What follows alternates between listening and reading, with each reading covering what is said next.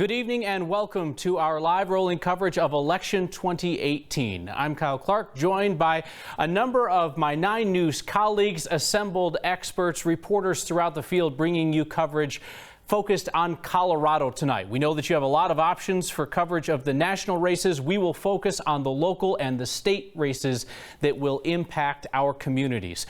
You are going to be getting a behind-the-scenes look at what we do here on election night at 9 News. So you are going to see us breaking into NBC coverage, breaking into coverage for our partners at Rocky Mountain PBS. We will be guided by your questions and your comments throughout the evening. So please get in touch with us via Facebook, via Twitter as well, to let us know what items you would like to hear more about and where you think we should be focusing our attention. There's a live look at GOP headquarters, where they have a newly installed carpet waiting to be trampled by hundreds of people at a watch party tonight down in Lone Tree. 9 News political reporter Marshall Zellinger will be working the big board for us throughout the evening with results as well, drilling down on the state Senate races in particular, where Republicans hold a 1-vote advantage and Democrats are looking to flip. As we call races, that will be done by 9 News political expert and pollster Floyd Cerulli. And Floyd, we get our first batch of numbers at 7 o'clock. By 7:15, do you think we're going to be calling competitive races? Not the competitive races so much, but I definitely think there are always a lot of races that are not so competitive, where incumbents are going against candidates that are not well funded, and we want to make sure the numbers fulfill our expectations. But once we do that, we can call all those races. But I think the competitive races we're going to be careful with. Since 2016, we're just trying to be a lot more careful and make sure that our polling corresponds with these early data. Okay to say we don't know. That is an okay thing to do. Let's take you out to another live location where we are waiting for the crowd to fill out. This is at the Democratic get-together at the Westin downtown. Our Anusha Roy is there, as well as our Sonia Gutierrez. They just spoke with Governor Hickenlooper a moment ago, and we are going to hear from him coming up after the top of the hour. Once we get the first results, we'll hear from Governor Hickenlooper talking about how, despite what you may have heard, he actually doesn't hate Jared Polis. So we're expanding the conversation tonight with our political coverage, in addition to our 9 News political experts, who we'll talk to in just a moment. Some new voices. 9 News legal analyst Whitney Traylor, you're going to bring a legal perspective and a legislative look at some of what we're doing. And Laura Carno, you're plugged into grassroots Colorado conservatism, a perspective that I know feels ignored in the media, but not tonight. Quickly, what are each of you watching for out of the gate at 7 o'clock? Whitney? Well, I'm looking for a couple of things. One thing that's going to be interesting is the governor's races from across the country, because gerrymandering is a major issue.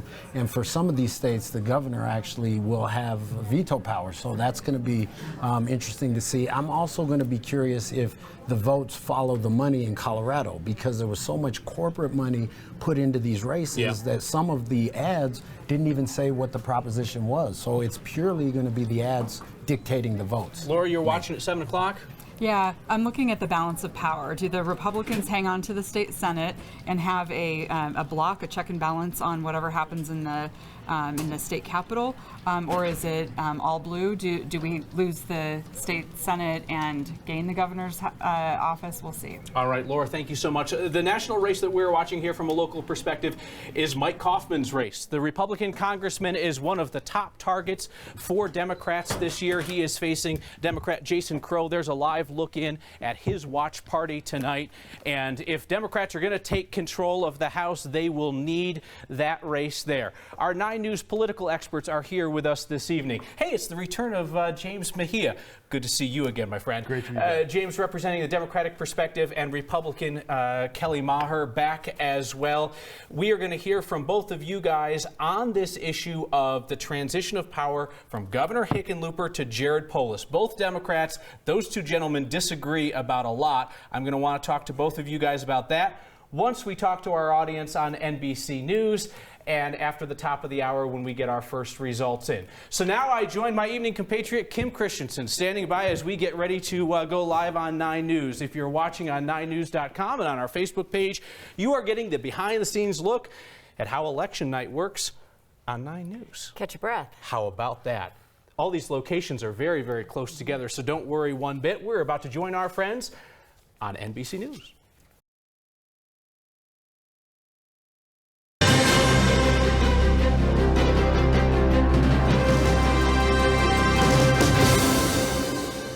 It is 6:56. In 4 minutes, the polls will be closed in Colorado, and soon the results will be coming in. We'll be getting an idea of how our state's future may be shaping up. So what have you been hearing from the people in your neighborhood? Do they think that there's a secret red wave coming? Do they think this is the year of the blue tsunami?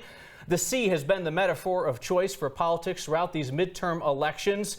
Let me throw you a lifeline on that. Look at some scenarios depending on how the tide turns. If there's a red wave deep below the radar of every poll, if Republicans are secretly more enthusiastic than it seems, well, we'll know it because Walker Stapleton will pull the upset and beat Jared Polis in the race for governor. Only a red wave can lead to a Governor Stapleton. If there's a red wall, enough to hold off a rising blue tide, then Republicans will hold the Colorado State Senate, a check and balance against a Governor Polis.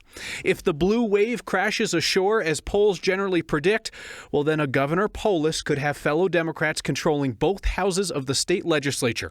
And perhaps Coloradans would hand the Attorney General's post to the same party as the governor for the first time since 1975. An Attorney General Phil Weiser, a Governor Polis, a true blue legislature. Together, they could remake Colorado into a far more liberal state. If Democrats dream of a blue tsunami rises, what it might just wash away is much of Colorado's oil and gas industry. Proposition 112, opposed by politicians of both parties, could pass under that scenario. Plus, there's Polis, plus the legislature. Even the safest Republican in statewide office, Secretary of State Wayne Williams, he might be swept away. A blue tsunami could bring Colorado's first elected Democrat in that office since 1955. And we are prepared to show you as this happens. You are looking live on the left at the Democratic Watch Party in Denver. All the big heavy hitters will be there. And on the right, that is the Republican Watch Party in Lone Tree, where they are also hoping for significant wins tonight. And hope springs eternal for both sides. So who will become Colorado's next governor? Democrat Jared Polis or Republican Walker Stapleton? That's what so many voters are interested in Colorado tonight. It is one of the most highly watched races in our state, also an expensive one. If Polis wins, Colorado could elect the country's first openly gay governor. As we mentioned, it is predicted he will get the seat unless Stapleton pulls off an upset tonight.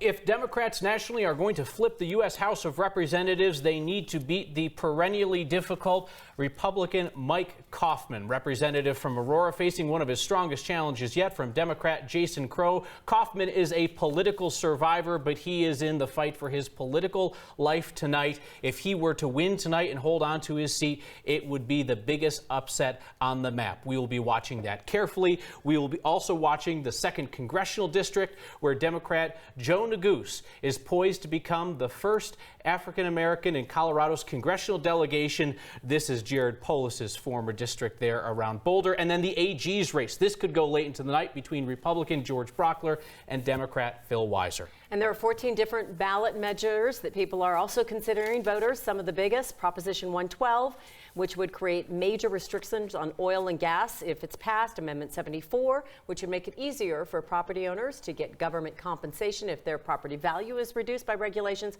Amendment 73, which would create a new tax bracket to help fund education. We have a remarkably thick ballot in front of voters this year. You will see the results on 9 News throughout the night.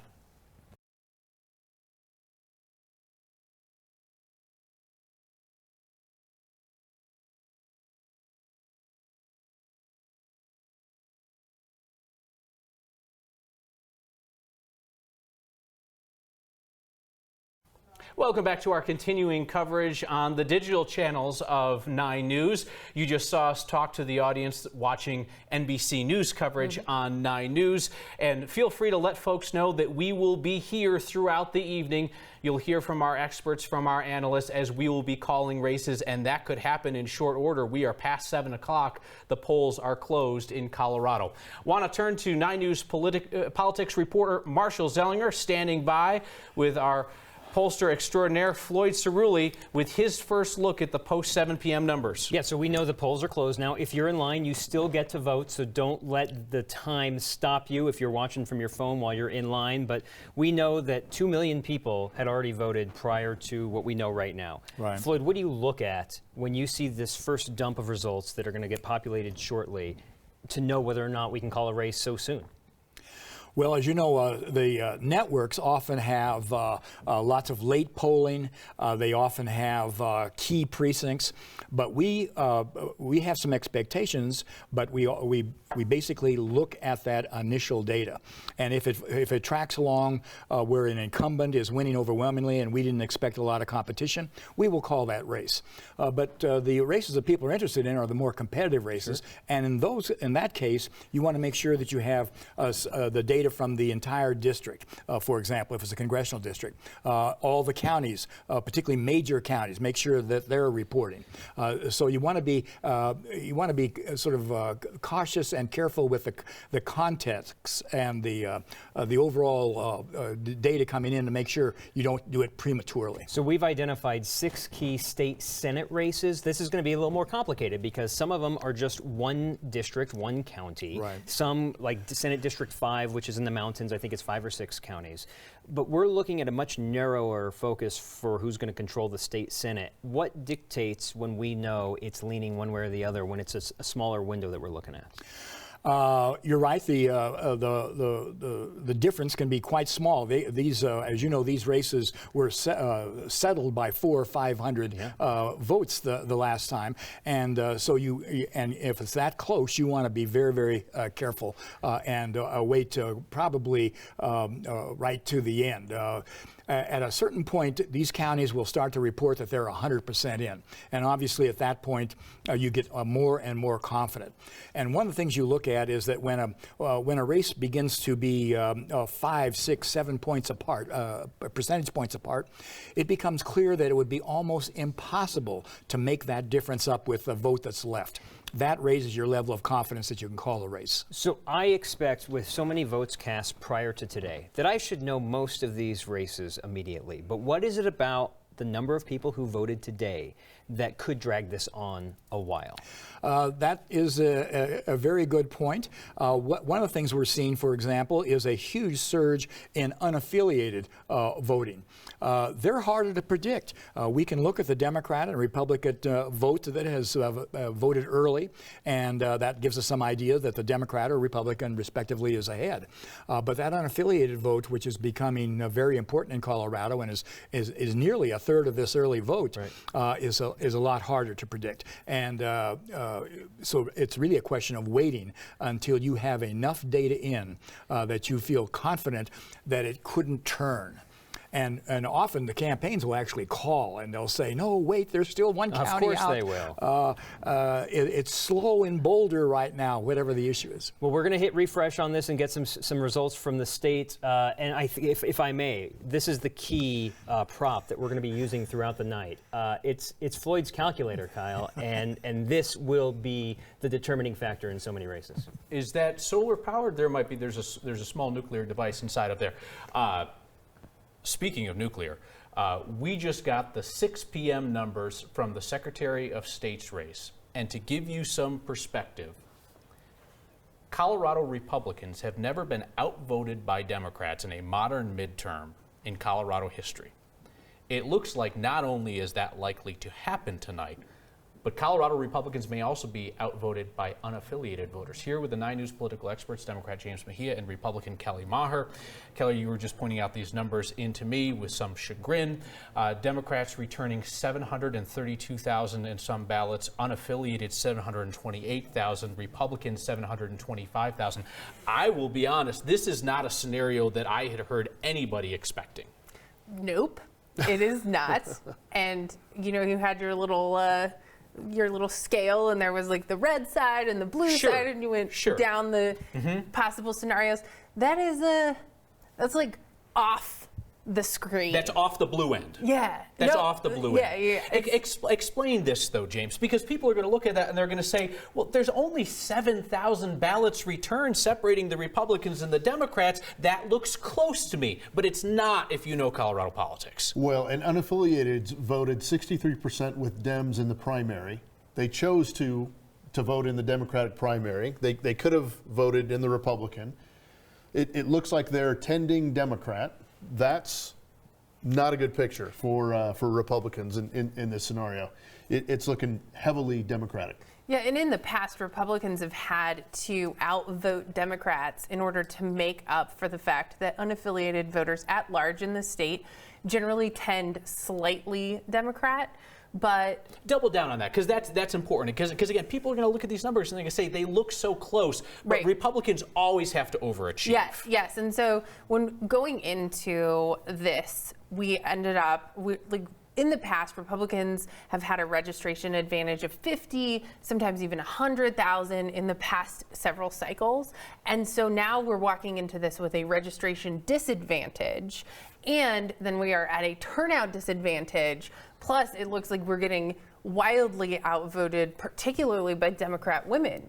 And I mean, frankly, as the polling was starting to come out throughout the cycle, we saw that that was kind of the enthusiasm gap that we were having. Republicans maybe not so excited to get out, Democrats very excited to get out. And the thing was, don't confuse the enthusiasm gap and the anger gap. Like, Democrat women specifically, we saw through polling, were very, very upset and very, very angry.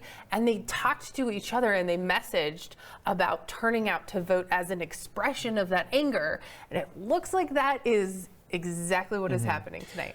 You two would know better than I would, so correct me if I'm wrong here. But when we talk to people about the polling, polls are not predictions. Polls are a snapshot of a moment with a certain group of people. Different pollsters put different people in their composition of polls based on what they think the electorate is going to look like. So people will say, well, that poll was wrong, and quite often what has happened is just they guessed wrong on who was going to show up when they put together the composition of their poll. I saw some polls that had a traditional turnout advantage for Republicans. I saw some that were pretty roughly evenly split, a third, a third, a third. I didn't see any poll that's shaping up like this electorate is shaping up with Democrats returning the most ballots, unaffiliated returning the second most, and then Republicans. Did anybody poll that scenario? Listen, we knew this was going to be a historic vote for Colorado. Unaffiliated's voting in primaries, unaffiliated coming into the state in much bigger numbers, out-registering Republicans in certain districts. It's astounding. Now we're going to see a new reality and a new direction in Colorado. This is a big vote for unaffiliateds in our state. And I really think that when we talk about the Republican turnout, it's not so much a lack of enthusiasm, it's just the standard enthusiasm. Republicans vote in midterms. It's what they do, you know? Stand for the anthem, vote in midterms, you know? And they're just kind of at a level of enthusiasm that they were at last time, and the Democrats are excited and the unaffiliateds are showing up like crazy. So for everybody who's currently watching our digital coverage on 9news.com and on Facebook, thank you. Feel free to share the feeds with your friends so that they can tune in as well as we break down in detail what's happening so that you get a sense of things. Because the deal is, we don't want you to be surprised. Like 2016, a lot of people were surprised. Oh, wait, look at that. What's going on here? All right. We're not looking for surprises. We're looking to give you good information tonight so that you can follow along with what's happening. Now, the polls that did not show this favorable of a sample to Democrats showed Jared Polis with a commanding lead. All signs point to Jared Polis winning comfortably tonight, which would mean he would succeed fellow Democrat Governor John Hickenlooper in the governor's mansion. Now, these are two guys who share a political party but differ on a lot of issues. I don't know that anybody's ever described them as personally close.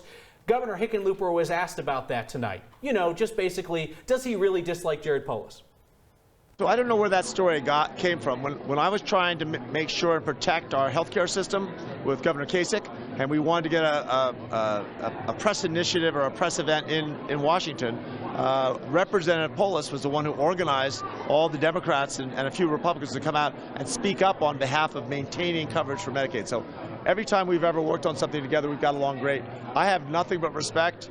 I am not aware of ever saying anything on camera or to anyone that was like anything less than enthusiastic and support. The guy's an entrepreneur. He made millions of dollars before he got out of college. I mean, what can you say? He started multiple businesses. He's an expert in making sure that all kids get a fair chance in education. He's going to expand our green energy sector dramatically, but at the same time control costs. I mean, he's going to be a great governor, and I do think he's going to win.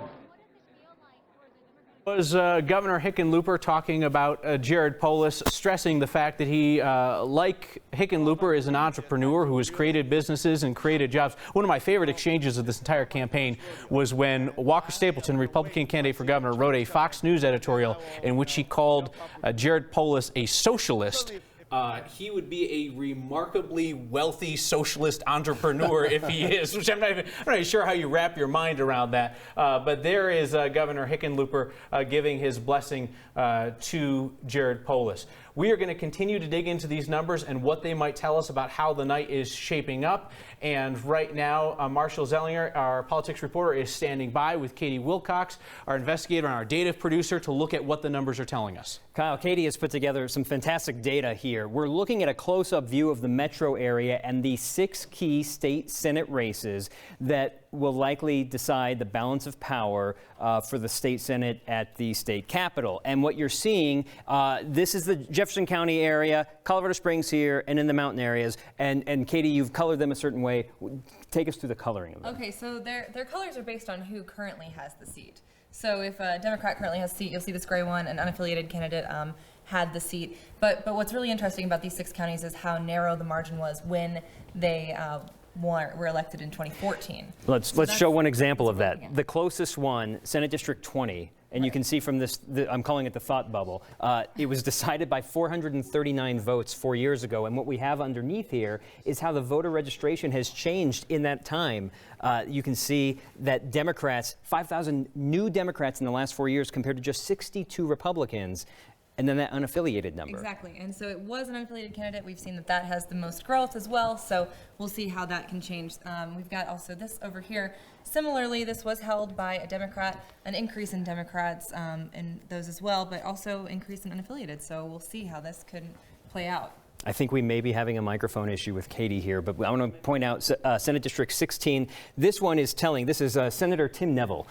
He won 4 years ago by almost 1,900 votes, and there are 1,700 fewer Republicans now in this district than there were when he won 4 years ago, basically by the same margin that he needed. And the unaffiliated vote again. Unaffiliated in every area, 6,000 new unaffiliated voters just in that district alone. It's about the most popular you can be. Yeah, absolutely. And then in this one, Senate District 24, this is between sitting Senator Republican Beth Martinez-Humanic versus the Democratic challenger. There's 4 people in this race, but the biggest challenger is Faith Winter, a current Democratic House representative. This race was decided by 900 votes, and now you can see Democrats, 3,500 new Democrats compared to 4 years ago. The Republicans, just 600, and unaffiliated, again, 6,400 in that race. The reason we have Colorado Springs pulled up here is Senate District 11, which is currently by State Senator Michael Merrifield. House Representative Pete Lee is trying to run for his seat here. This was decided, I'm going to keep popping it up because it goes away, almost 4,000 votes. That may not seem like, hey, why are you watching this race? But the voter, it encompasses El Paso County, so there's a Republican component to this as well. But even though it was 4,000 votes, there's 3,000 new Democrats, not even 500 new Republicans, 4,000 new unaffiliated. This is what interests me as we're waiting for the results to come in, Katie, that this can tell us those were close races 4 years ago, but today the voter registration numbers suggest it may be significantly in the favor of Democrats or unaffiliateds who might swing Democratic. It could be that swing. We're getting numbers in right now. We've got a team working on updating as fast as we can out in the newsroom, and we know some of the polls will be reported a little bit later, but the stuff that we have as soon as we can, we're going to get this stuff updated so we can start seeing how those things are changing. And I want to show you some of the data that we're working with. We also have another version of this map, and I want to bring in this is a state view. I'm sure I'm going to have to zoom it out here so you can see the entire state. State Senate districts, there are 35 of them. The reason this whole map is not lit up is because not every state Senate district is up this year. It's every 2 years.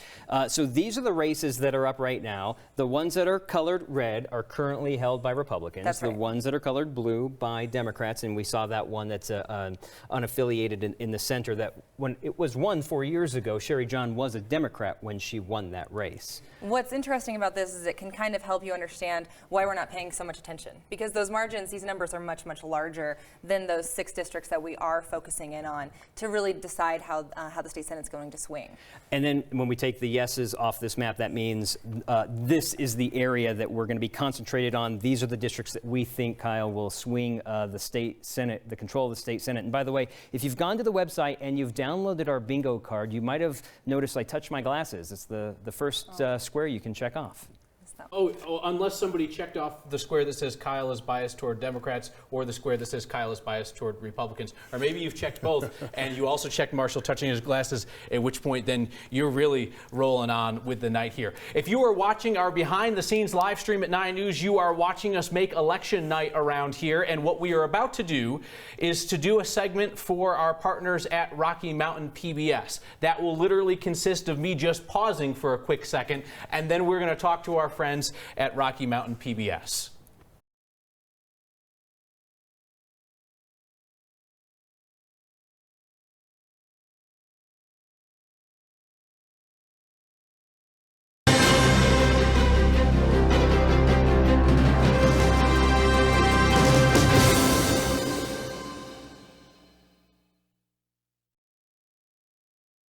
PBS.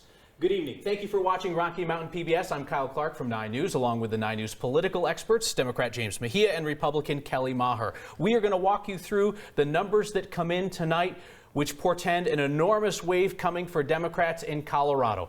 Quick look, though, at the party headquarters. This Mystery Science 3000 looking scene is the Democratic Watch Party in Denver. Republicans are gathering in Lone Tree tonight.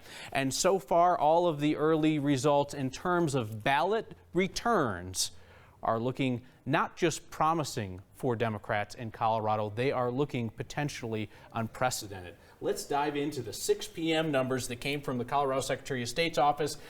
Colorado Republicans have never been outvoted by Democrats in a modern midterm election. Colorado Republicans know how to vote in midterms. They show up even when nobody else does. Well, you know what? The 6 p.m. numbers from the Secretary of State's office suggest the Republicans are going to get outvoted not only by Democrats, but also by unaffiliated voters. Basically speaking, what does that mean? Historic election for the state of Colorado. Unaffiliateds are going to determine the tight races, and they are tending Democrat. It doesn't look good for Republicans with regard to registration. It doesn't look good with regard to 63% of unaffiliated voting in Democratic primaries. They're showing their cards. I want to squeeze Kelly in our last 15 seconds. Any silver lining for Republicans?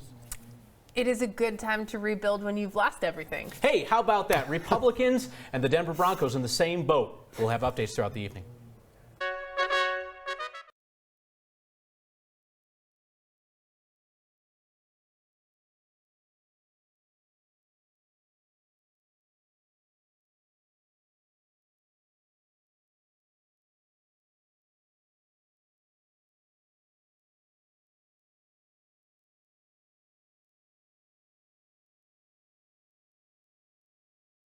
Welcome back to our election 2018 coverage across the networks of 9 News.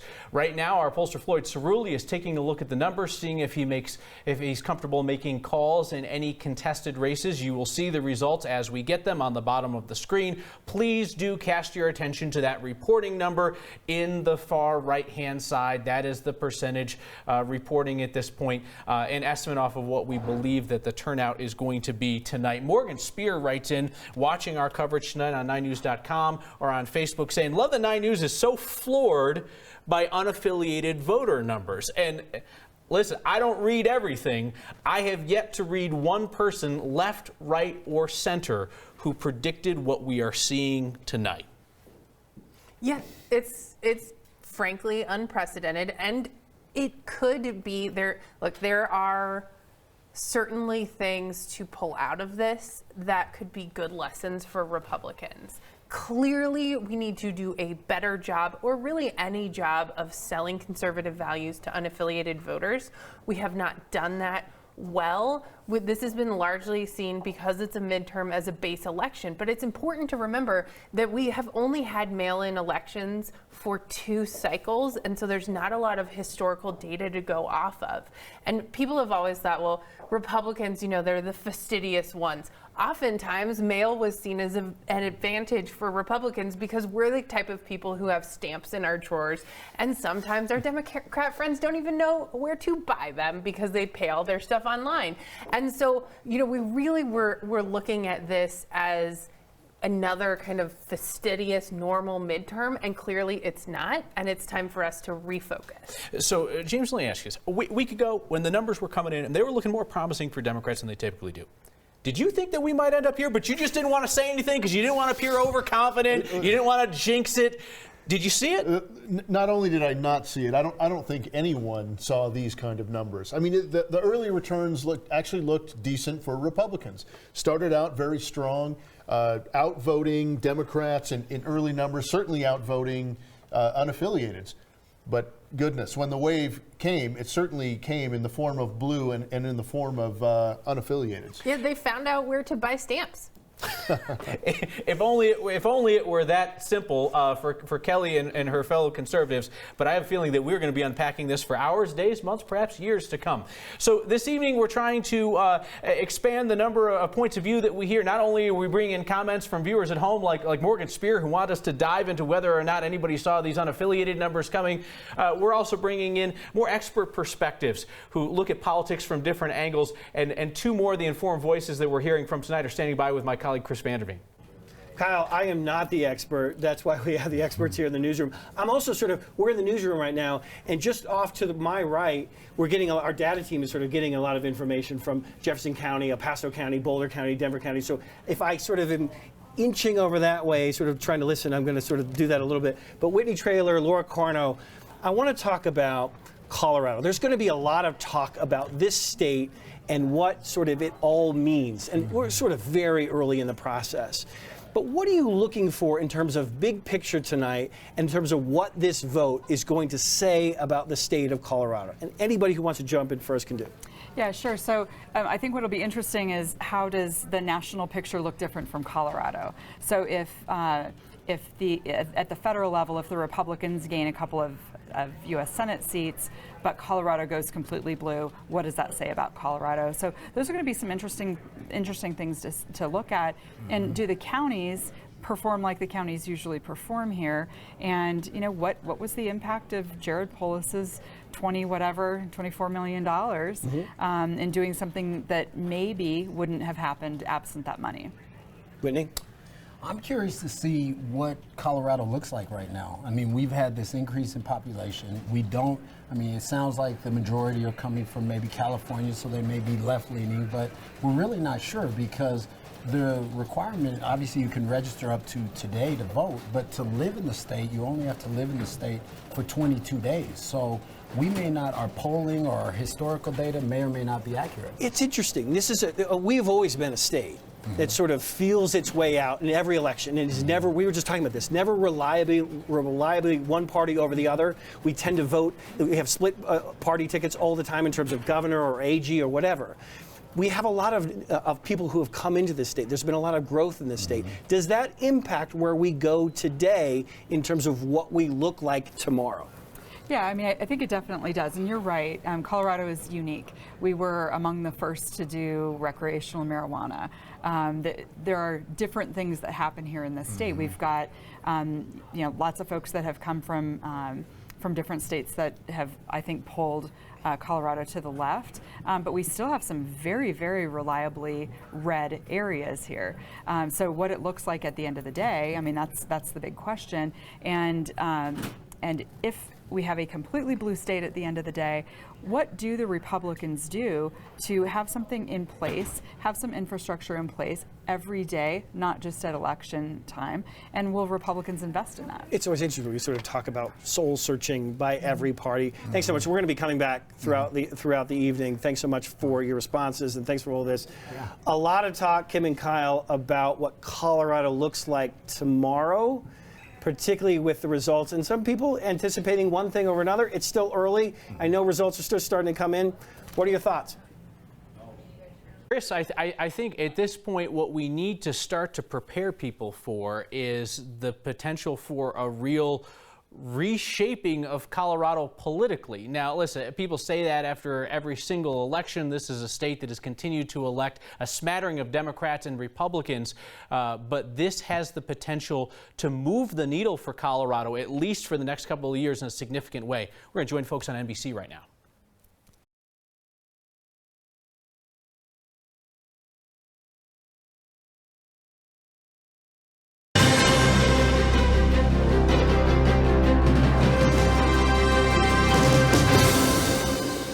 Good evening. Polls are closed in Colorado, and the earliest numbers suggest that this is shaping up to be an historic night for Colorado's Democrats.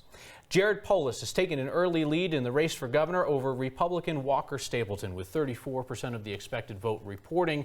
This is a lead that is sizable even beyond what most polls predicted. Polis would make history as the country's first openly gay governor and Colorado's first Jewish governor. We have teams standing by to hear from the party faithful at Republican and Democratic headquarters tonight. Our Anusha Roy is there for the Democrats, and our Republican team led up by Ryan Hare. But let's talk to Anusha. So clearly, Democrats, it is early, but they have more than just anticipation. They have expectation. Oh, absolutely. And if you can't hear it, you can at least see it with the number of people who have been filling this room in the last hour or so. And before things really took off, we had a chance to talk to Governor Hickenlooper, who one of the first questions he answered was about Jared Polis. And he took the time to debunk what he's calling a story about him not seeing eye to eye with Polis, instead saying that he is very excited about the potential for him to be governor, and says he's got some good feelings for what's going to come tonight. But of course, that's what you would expect at the Democratic Watch Party. We also had a chance to talk to Phil Weiser, the Democratic candidate for Attorney General, going up against a pretty well-known name, George Brockler. In his own words, he said that he knows that he was going down a narrow bridge, wasn't afraid of the challenge, and is excited to watch the rest of the races and how it's going to play out along with the rest of us. Back to you guys.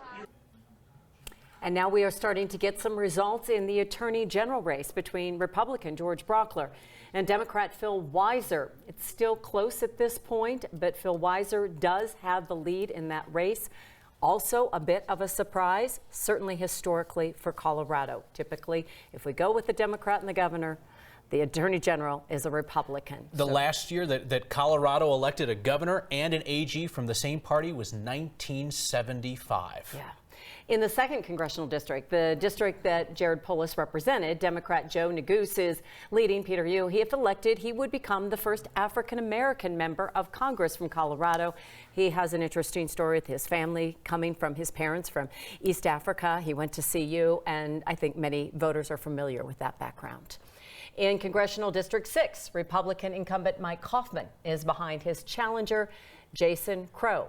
Also a strong candidate, as we know, one of the strongest candidates the Democrats have put forth to run against Mike Coffman, who is known for his incredible work ethic and working that district, which is very diverse, much like Colorado.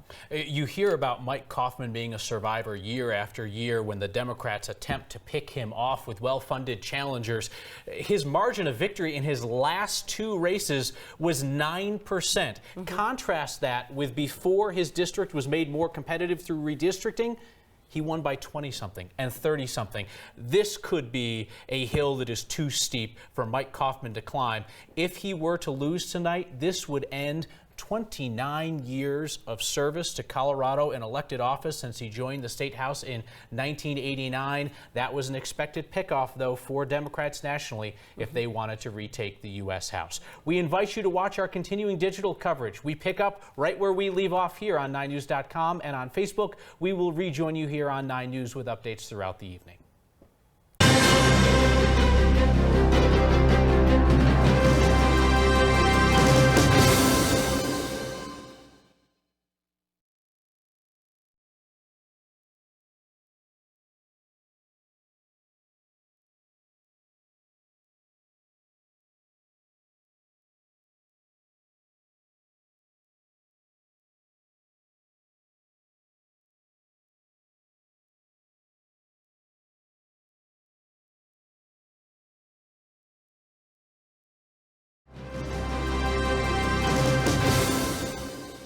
Thank you so much for being with us for continuing 9 News coverage of election 2018 on 9news.com and on Facebook as well. We are getting close to our first calls of the evening, so you'll see calls in national races from NBC News. The Associated Press makes its own calls for years here. We have made our own calls in-house. Right, because we have the expert that seems to know the inside and the outside of all the numbers. And with Marshall right now is Floyd Cerulli, who is always cautious, but is willing to make the call when he knows what he's got. I thought you were saying I was the expert, and I was getting a little nervous about calling these races. No, you are an expert in your own right, Marshall. Well, thanks, Kim. So, Floyd, many things. We were just talking here about we're talking about how the Democrats on the results so far are overwhelmingly leading. But you're cautioning right now because the conservative counties haven't reported much. That's right. The Ken Buck's district, which is all the high plains out in eastern Colorado, only has about 80,000 votes counted. El Paso County, it's just moved up to about 150,000 votes, but it had almost no votes counted. And I notice the race is tightening a little bit. But in general, there is no doubt that the Democrats are doing extremely well in these statewide offices. They are ahead in the case of Polis, 14 points, and everybody else is up 4, 5, 6, 7 points. So it could be a potential Democratic sweep. We were looking at you look at Congressional District 1, where there's really no doubt on Absolutely, something like that. No doubt. But looking at, I don't know if you saw Congressional District 5 in El Paso County, Doug Lamborn, representative, Republican. Like, is there any chance with what we're seeing? No, I think that race would be ready to call. It's now, as I mentioned, it's now up to about 180,000 votes, and he completely dominates it. And that's interesting. Obviously, some places partisanship is holding, but at least in these, it appears in these statewide races, the Democrats, probably with the help of a lot of these unaffiliateds. As you know, there's a record number of unaffiliateds voting in this race, and polls consistently showed us that they were leaning toward the Democratic side by 15, 20 points. They apparently are coming in and helping the Democrats in this victory. So I'm looking at the results from the state right now, and we're talking about right now Democrats leading in the statewide races and some of the focus races we were looking at. Right. But some of the amendments and propositions that they'll have to guide through law if it is the Democrats that take control. Amendment 73, new taxes for schools, right now trending no. Amendment 74 about whether you could sue government for lessening the value of your property, right now trending no. Propositions 109 and 110, two different ways to have roads spending, one with a new tax increase, both trending no. And Proposition 112, that oil and gas setback, heavily no right now. So we're talking right now Democrats possibly being in the lead, but with these conservative values that they're going to have to instill in law. How does that weigh with voters? No, that's exactly right. And again, that might be the unaffiliated vote expressing themselves. We'll have to look in terms of the amendments. But you're absolutely right. Colorado has a long history of being very skeptical of statewide taxes and voting them down. And we were sort of wondering, if Democrats had a great year here, would that change? And as you know, a tremendous amount of money was spent for roads and for schools. Obviously, gas and oil is relieved. They spent $40 million to defeat it. And as you've expressed, it looks like it is going down. But it just shows that between voting, sending Trump a message and Washington, D.C. a message, and the tremendous Democratic spending and organization here, that's helping the Democrats. But in terms of the ballot initiatives, partisanship wasn't really the factor there. It was that old time, we don't want more taxes. Since voters have been able to vote on tax increases as a result of Tabor dating back to 1992, we have said yes to sin taxes, pot taxes, alcohol, and gambling. We don't say yes to taxes right now for anything besides people who have to go out of their way to do it. And I think the proponents of these, the Denver Chamber of Commerce, lots of the business community that wanted new roads, they thought there would be a good chance, again, because they thought this was possibly going to be a good Democratic year. They were sort of assuming that a good Democratic year would translate into a positive vote for them, and apparently it has not. There might have to be a discussion about the amount of money spent on these campaigns versus what some of them were asking for, why they needed money. If we need money for schools, if you believe that, or if we need money for roads, the amount of money spent to tell you to vote yes or no could have gone toward possibly those causes. Kyle. All right, Marshall, thank you very much. Want to get to a few more of your questions and comments that are helping to guide our coverage tonight. Chris Custer says, 9 News, why do you keep saying unaffiliated? I would bet you $100 they're actually third party. Just because they're not Republicans or Democrats doesn't mean they're not affiliated with a party. They could be Libertarian or Green. Chris, I would invite you to direct your $100 bet with me to a charity of your choice because, no, they're definitely unaffiliated voters. Libertarians and Greens, they're a separate category. When we talk about unaffiliated voters, we are not talking about third-party voters. We are talking about those Colorado voters that choose the unaffiliated status. Mary Taylor writes in, says, I'm curious what happens when somebody is standing in line when the polls close. Do they close the doors but allow those who are already standing in line to cast their votes? That is an exceptional question, Mary, because we are seeing that at multiple locations around the metro area tonight, including the Blair Caldwell Library in the 5 Points neighborhood of Denver, one of a number of polling locations where they had a standing line at 7 p.m., including that one guy who looked like J.J. Watt. So this was the line right around 7 p.m., and the rule is that if you are in line at 7 p.m., you are voting. Do not let them tell you to go away or go elsewhere. You are allowed to vote if you are in line when the polls close at 7 p.m. We saw long lines earlier today down in Littleton at a library. We saw long lines at the University of Denver earlier today, and these latest long lines from the Blair Caldwell Library. Ryan Hare is leading our team coverage from GOP headquarters down in Lone Tree. He is standing by with the GOP chairman, Jeff Hayes, who exhorted the party faithful to pick up their turnout numbers in no uncertain terms. Kyle, yes, Mr. Hayes. Mr. Hayes, we're talking about these early numbers, and I know that it's early. They are looking blue. We hear about this blue wave. What's your reaction to those early numbers? Well, this is a little bit like the 4x1 in the Olympics. Nobody really cares who's ahead at the first baton exchange, and I think that's where we are. Yeah, it's not over. Is there a particular race, I'm thinking of CD6, that really concerns you? I mean, Republicans pulled their funding from Mike Hoffman, and here we are, and he's behind already. Well, that's a seat that Nancy Pelosi tried to buy, and we'll see if she was successful. I know we've been working very diligently, and Mike Hoffman's a wonderful candidate. He serves his district. You know, he's not overtly partisan in the way he represents them, and I think that's why the people of CD6 really appreciate his service. I'm still confident that Mike has a chance. And when we talk about CD6, we can really look at the state as a whole and the way that it's changing. It is a purple state. Do you fear that it could go blue tonight? Whether we win some or lose some, this state has always been very flexible.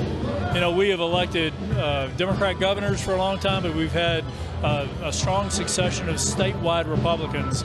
We've got the Senate right now. We're hoping to hold on to that. So I can't really say where we're going in this race. The power of the unaffiliated voter is certainly being expressed. Yeah, we saw those returns. Were you surprised by that, or given the way that Colorado has grown? And how do you capitalize on those voters in the future? Continue to engage them. You know, we have ways of get a preliminary assessment where they might lean and what their issues are. And I think our candidates and the party itself needs to continue to reach out to those unaffiliated voters and really understand what their issues are. Jeff Hayes, chairman of the Colorado Republican Party, thank you, sir, for stopping by. And check in with us later tonight, all right? I'm sure I will. Kyle, I'll send it back to you.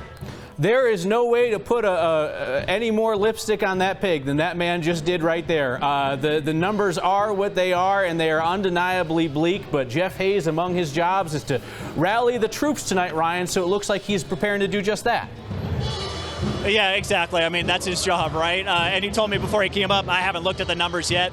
I'm sure he's going to get a sense of that real quick in this room, as everybody in here is paying close attention to every single screen in every corner of the room. I will also add that the bar is behind us. You're not seeing half the room that is here in front of the cameras, Kyle. Gotcha. Understand. All right, they're congregating at the bar at GOP headquarters in Lone Tree. We will check back in with Ryan Hare there throughout the evening. We are ready for our first calls of the evening from our pollster, Floyd Cerulli. None of these surprises, but you know what, Floyd, this could turn out to be a surprising night. So what do we have so far in terms of who's going to Congress to represent Colorado? Well, at the moment, we're sending our delegation back in terms of Ms. DeGette. No surprise there. And Mr. Perlmutter, Mr. Buck, and we've also called the brand new Congressman, Joe Neguse, in the 2nd Congressional District. He's replacing Mr. Polis. He is at 65%, and that is a Democratic district. The only two districts we're holding on at a moment, and Mr. Lamborn, by the way, is winning overwhelmingly in Colorado Springs. The only districts, the two districts we're holding for just a bit more is Mr. Tipton, who is substantially ahead, but you always sort of wait and make sure that Pueblo is in and some of the counties that could make a difference there. But frankly, it looks like Mr. Tipton is going to make it. And also, with 200,000 votes in, which is not all of it, but 200,000 votes in, Mike Kaufman is losing by about 20,000 votes. That is a lot of votes to make up, and I think that race will be callable very quickly, probably one more churn of the data here. Yeah, all right, so let's tick through a few things here. Joe Neguse is a remarkably young member of Congress, age 34. He becomes the youngest member of our delegation. Let's talk about the two races that are outstanding. First, to Western and Southern Colorado, CD3, Republican incumbent Scott Tipton and his Democratic challenger. This is a race in which Democrats have been clamoring for better polling because they think that Mitch Bush might beat Tipton. Are you seeing anything surprising in these results, or is it just not a slam dunk like the other districts that you're willing to call? I think there's still probably about another 70, 80,000 votes out there. And as I mentioned to you, while Tipton has historically done surprisingly well in Democratic Pueblo, I think I'd like to just see a little bit more of that. But quite frankly, he's ahead of what there was one poll that came out and said it was within 5 points. And he is well ahead of that. He's about 15 points up. And so, frankly, that it looks like Mr. Tipton has done, defied Nate Silver and some of the people that said that race was going to be close. I think that race is, he has doing very well there. Mm-hmm. And finally, as I mentioned,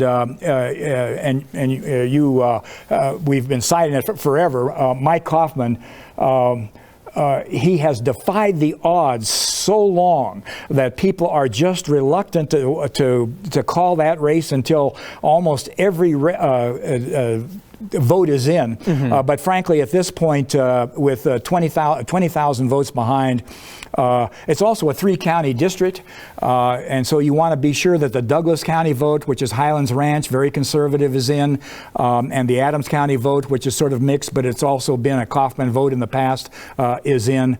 But it looks like he is, as the polls have predicted, behind substantially, and going to lose that race unless it turns around very quickly. So for the real political nerds out there, and let's face it, if you are watching 9 News Election 2018 coverage on 9news.com or on Facebook, you pretty much are a political nerd. I didn't realize until today, Floyd, that district, Congressman Kaufman's district, the 6th, has never been represented by a Democrat. Created in 1983, you got the former astronaut Jack Swigert, Republican, elected to that office. He dies before he takes office, and then you've got Dan Schaefer, and then you've got Tom Tancredo, and then you've got Kaufman. And 2012 was the seismic year when that district was redistricted to include Aurora. It got a lot more diverse, and all of a sudden Kaufman, his first race he wins by 22 points. His second race he wins by 35 points. And then boom, in comes Joe McCloskey like a freight train that nobody's ever heard of, and he narrowly loses to Kaufman by 2 points. I would love for you and Marshall to pick that up in terms of how Kaufman has hung on and what may be happening in that district tonight. Yeah, you know, that is his story, Kaufman's story on adapting to that district is sort of extraordinary. He's an Aurora native, and he recognized the threat that he faced in that race where it was only a couple of percentage points, and primarily because President Obama won the district, and so that was the first sign that that was becoming that was a Democratic district at the more global level. He then learns Spanish. He then gets completely engaged in the multitude of ethnic groups that are in the community, and he wins against Mr. Romanoff, who was considered a very, very strong candidate for the Democrats back in 14, and then in 16, that was his greatest victory, because Hillary Clinton is winning that district by 34,000 votes, and he wins it by 31,000, which is why we were all so cautious about, well, Crow looks exceptional. He's got more money than Mike Kaufman. Money was removed from that race by Republicans thinking that it was lost. You still were cautious about Kaufman. So I'm going to have you look at the Polis-Stapleton race real quick while I vamp, so you can see if you, because NBC has called it for Polis. I just want to wrap up on that congressional district 6 thought real quick, that Mike Kaufman has been like a chameleon. He's adapted to his district every few years. You're looking on screen right now at the numbers that are currently showing Jared Polis with 52% of the vote. NBC calls it. Is there anything that hesitates for us to say, well, we still don't have enough results? No, I think that we can also call it. He's almost 100,000 votes ahead, about 7 percentage points, and that's exactly where the polling has been. We now have, there's still 1 million votes out there, but quite frankly, they would have to be, as I mentioned in one of our little discussions, you have to be able to sit there and say, where can he find 100,000 votes in the 100,000 votes, Mr. Stapleton, in the about the 100,000 or so votes that are left. I mean, the million votes out there. That's a 10 to 1. Like for every 10 vote, you need 10 for you, 1 for the other. He'd have to win everything out there by 60%. So I agree. We should call that race. Well, we've got Chris Vanderveen out in the newsroom as we make the announcement that it appears that the State House will still be run by a Democrat, Jared Polis. Chris Vanderveen. Marshall, that's really interesting, and obviously that's going to sort of bring up a new sort of round of discussion over here. We're in the newsroom right now with Whitney Traylor and Laura Carno. Whitney, we are looking at the possibility. We're going to play a little bit of a what-if game here, but at least right now, we're sort of looking at the possibility of a Democratic governor, other Democratic leadership in this state. What does that say about Colorado in your mind? We're now calling the governor's race. Yeah. If we have a Democratic sweep in the state of Colorado, what does it say to you? Well, I think it's, as many people predicted, it's a referendum on the Trump rhetoric. I mean, this was really such a partisan vote. It looks like based statewide and certainly across the nation, which to me, that's great that we have such voter turnout. What's a little discouraging is that it is completely down party lines. And so I think by these numbers coming in so early at this rate, I think it is saying something about the rhetoric that the Republicans tried to put forward in first the economy and then secondly this kind of fear-based, and obviously voters rejected that. I wonder if this is going to be one of those elections that's sort of analyzed for being less about personality and more about party. And we're now seeing that, and you said very much you're looking very closely at one race in particular, Laura. What race would that be, and why are you looking at that race so clearly? Yeah, so as we're looking at the statewide races sort of lining up numbers-wise along the same lines as the governor's race, I'm looking at that AG's race because we have only one block against a completely blue administration. And to me, when I say completely blue, I look at the policies of California, the policies of New York that have been absolutely devastating from an economy standpoint that causes people to leave those states.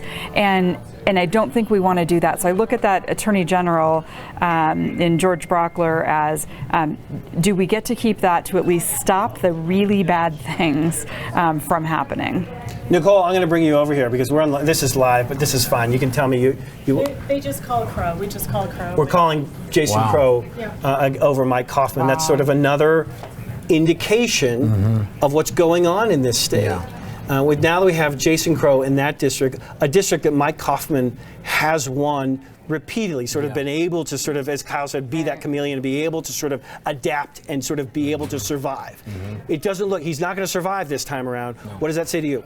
Well, it's these numbers are tracking each other. So the Republican Democrat, it seems to be straight down the line, and it's interesting because Kaufman has been able to withstand a lot of challenge, and I thought he had a broad-based support. You know, the race that maybe has less impact, but is still one to watch, is the Secretary of State, because Secretary of State Williams, the current Republican, has an excellent reputation. He's been cutting edge. And if these numbers go strictly, partisan ways, then that means people didn't, that it highlights, it illuminates where we are in the country. I mean, we are completely divided. And it goes back to your question about the money in these races, because there's been a broad effort nationally to move secretaries of state into the Democrat column. At the end of the day, when we look at all the financial analysis, what do these things look like? Wayne Williams was supported by Democrat county clerks across the state based on his ability to work across the aisle. So that's a very shocking one to me. When we come back, and we're not going to have time for this now, but when we come back, I want to get both of your opinions on: is this a vote on the presidency? Is this a vote on something else? Is it more complex than that? So when we come back, we'll talk about that. But Kyle, I'm going to throw it back to you. I know you have some folks that will want to weigh in on all of this. All right, thank you, Chris. Here with the 9 News political experts, Democrat James Mejia and Republican Kelly Maher. A question that came up in the CD6 debate between Republican Mike Kaufman and Democrat Jason Crow. Every year you hear, is Mike Kaufman moderate enough for that district that's about a third?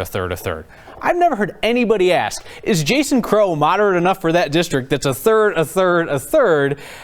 Jason Crow is a very conventional Democrat in a party that is rapidly shifting left. So not to look ahead to 2020 for the first time tonight at, what time is it here? Not even 8 o'clock.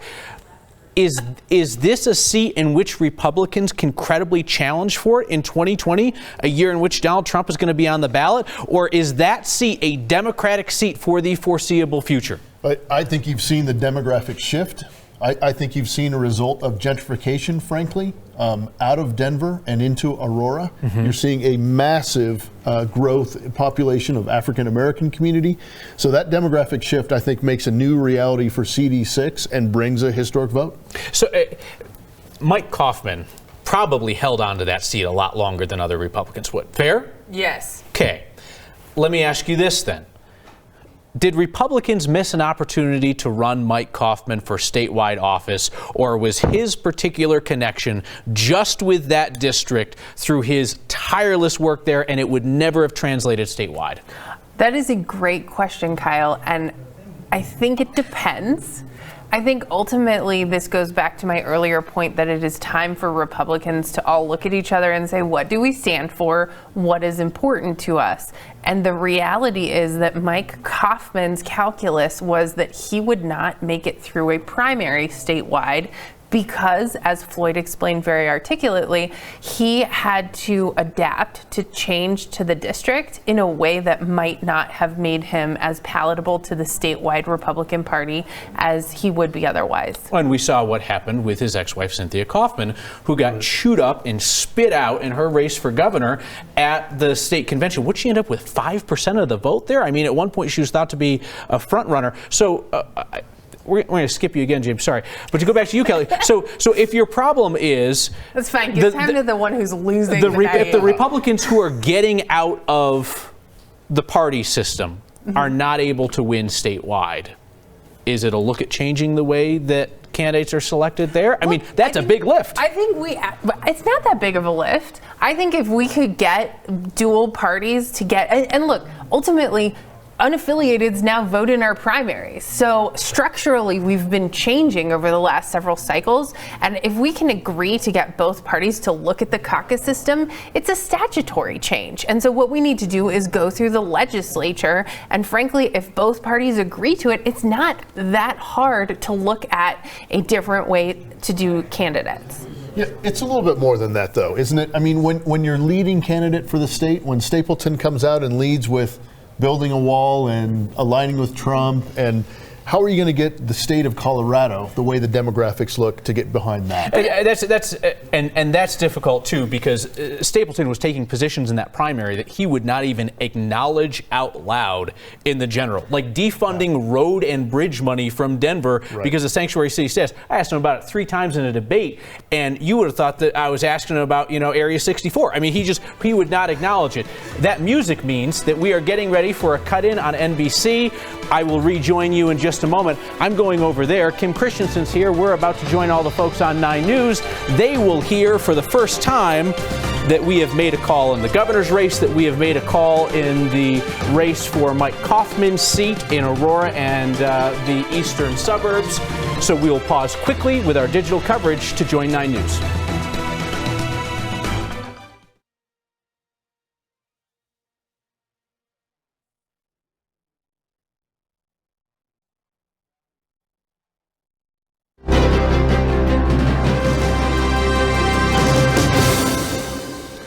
More numbers are coming in from the midterm elections. We are ready to make some calls here in a couple key races. Democrats have won 2 of the top targets that they have been waiting for tonight. Democrat Jared Polis will be Colorado's next governor. He has defeated Republican Walker Stapleton in that race by a margin quite similar to what we had seen in polling. And we have also called Congressional District 6 tonight, and Congressman Kaufman has been defeated by his Democratic challenger, Jason Crow. Republican Kaufman has lost his seat. This is an interesting race, an interesting area, and one in which there was a great deal of money spent. Jason Crow, a young man, 39 years old, also military background, a lawyer, and the whole district itself is saying a lot about Colorado tonight. Listen, they have gone after Mike Kaufman. The Democrats have year after year after year, and this year Jason Crow was in the mold of the candidates that Democrats handpicked for races around the country. People who are not politicians, people with military service, with young photogenic families. They lined up a challenger to Kaufman and Jason Crow, and he will be the first Democrat to ever represent Colorado's 6th congressional district since it was created in 1983. And his first thing they came out about was being against the president. He made that a big part of who he was, which is interesting how Colorado voters responded, and not necessarily nationwide. Colorado Republicans love President Trump, and they are reconciling that with the election results tonight, in which they are seeing that not only do Democrats not care for the president, but unaffiliateds have come out in record numbers to vote against the president's party. Our Ryan Hare is at the GOP headquarters in Lone Tree. Ryan? Well, I'll tell you what, Kim and Kyle, just a few minutes ago, the communications director for Colorado GOP got up onto the podium here and started reading some of these most recent results, and the room completely deflated. Some folks have picked back up, the music has, but I'll tell you, this crowd has lost its energy entirely. They know that Jared Polis has won. They know that their candidate, Walker Stapleton, has lost, and the down ballot candidates have lost too. I mean, this room is really frustrated with what has happened here today, given how 2016 went, when the polls were the opposite. We're hearing now that Mike Kaufman should speak in just a couple of minutes or so. I was speaking with the chairman of the Colorado Republican Party about what this race means, about CD6, the changes that are happening there, the diversity that flipped this race around, and he had this to say about the early returns. Like the 4x1 in the Olympics, nobody really cares who's ahead at the first baton exchange, and I think that's where we are. Yeah, it's not over. It's not over, and then the communications director got up and said, essentially, it's going to be over soon. We'll have to wait and see what the final results are and how this room reacts to that. Of course, Mike Kaufman, who has held his seat since 2009, is expected to speak shortly. Kim, Kyle. All right. Role reversal from 2 years ago. I can tell you that. Yes, indeed. And I think a lot of Colorado Republicans were hoping against hope that there was going to be something similar to 2016, in which the strength of their enthusiasm surprised. Yes. And not only is it the expected result, it is shaping up to be a catastrophic night for Colorado Republicans. Yeah, it is so markedly different than a couple of years ago. But it is those unaffiliated voters and the way they managed to get out the vote and get their message out there. We're going to continue to update the local results as they come in.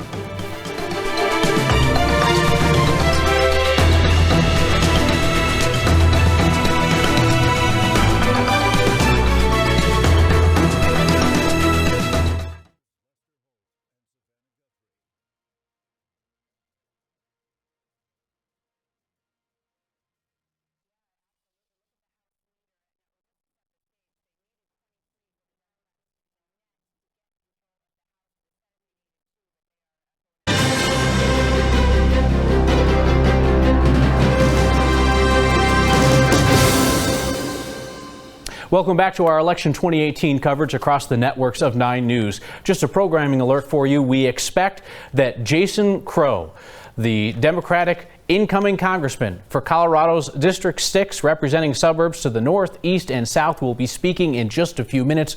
We will endeavor to bring that to you live here.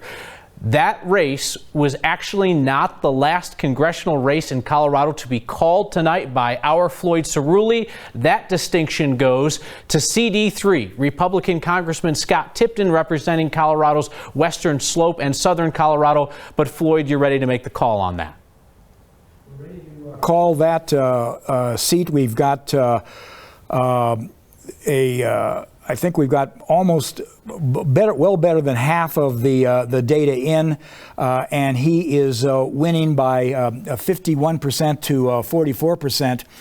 That district had been listed, at least for a while, to be competitive by Nate Silver. There had been a poll that said it was within 5 points. At the moment, it's 6 points, but he is definitely going to go back to Congress representing the 3rd Congressional. All right, Floyd Cerulli, thank you so much. So can I just ask, while we have you right here, as we look down ballot in Colorado, so you've got the governor's race in which we have the call, Jared Polis, 52-45 over Walker Stapleton with 57% reporting.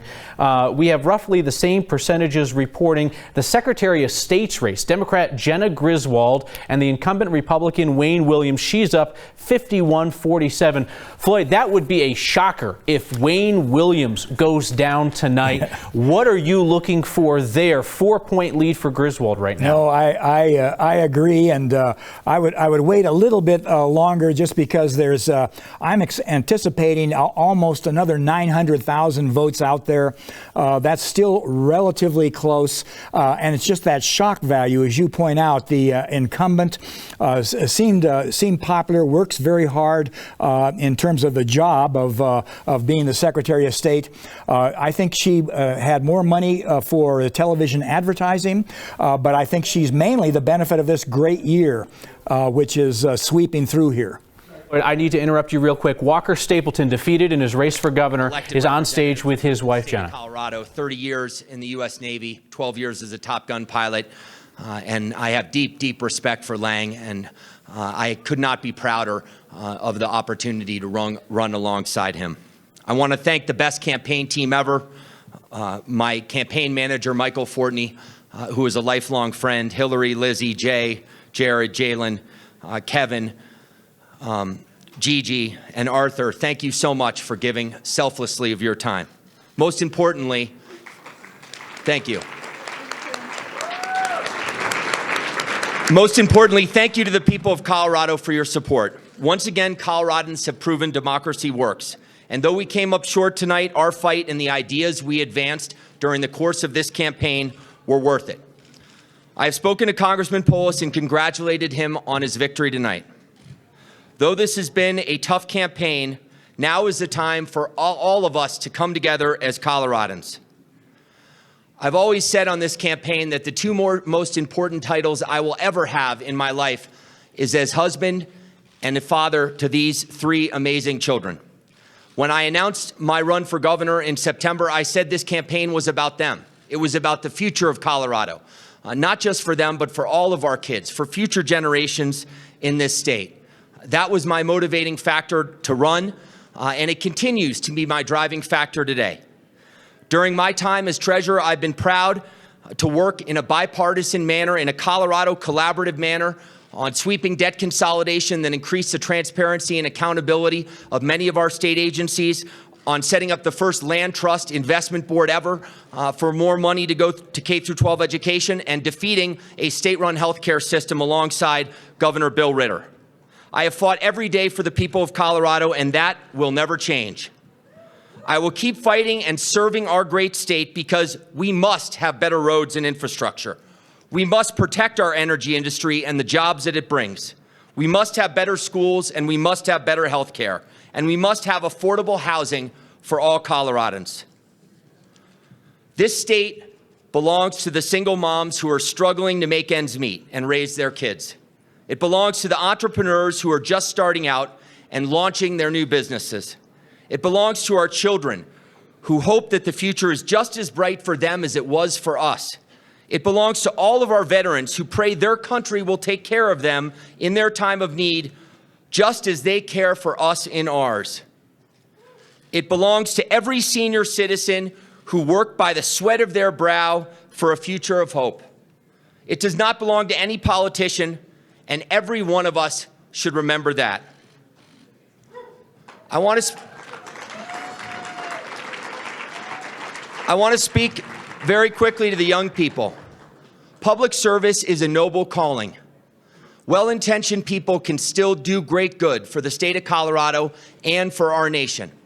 And I believe in my heart and in my soul that any definition of a successful life at some point must include service to others. I will always be grateful for the wonderful opportunities that Colorado has afforded and continues to afford me. I have been blessed by this state, and I am grateful to every single one of you who has supported me through the years and in this campaign. I love Colorado, and I will continue to serve Colorado and causes greater than ourselves that bring us closer together as Coloradans. May God bless each and every one of you, and may God bless Colorado. Thank you. That is about as deflated of a room as you will see as Walker Stapleton loses his race for governor and the Republicans in the room grasp about for any bit of good news tonight. They really have to hang their hopes on Republican AG candidate George Brockler. They can certainly take solace in the fact that Coloradans have rejected another tax increase as Amendment 73 went down. We have confirmed that. But you heard Walker Stapleton talk about the inherent goodness of public service, and he was telling me last week when he came on the program that Washington was never his thing. If he was going to serve, he wanted to serve in Colorado, and it might be in public office or it might be in philanthropy.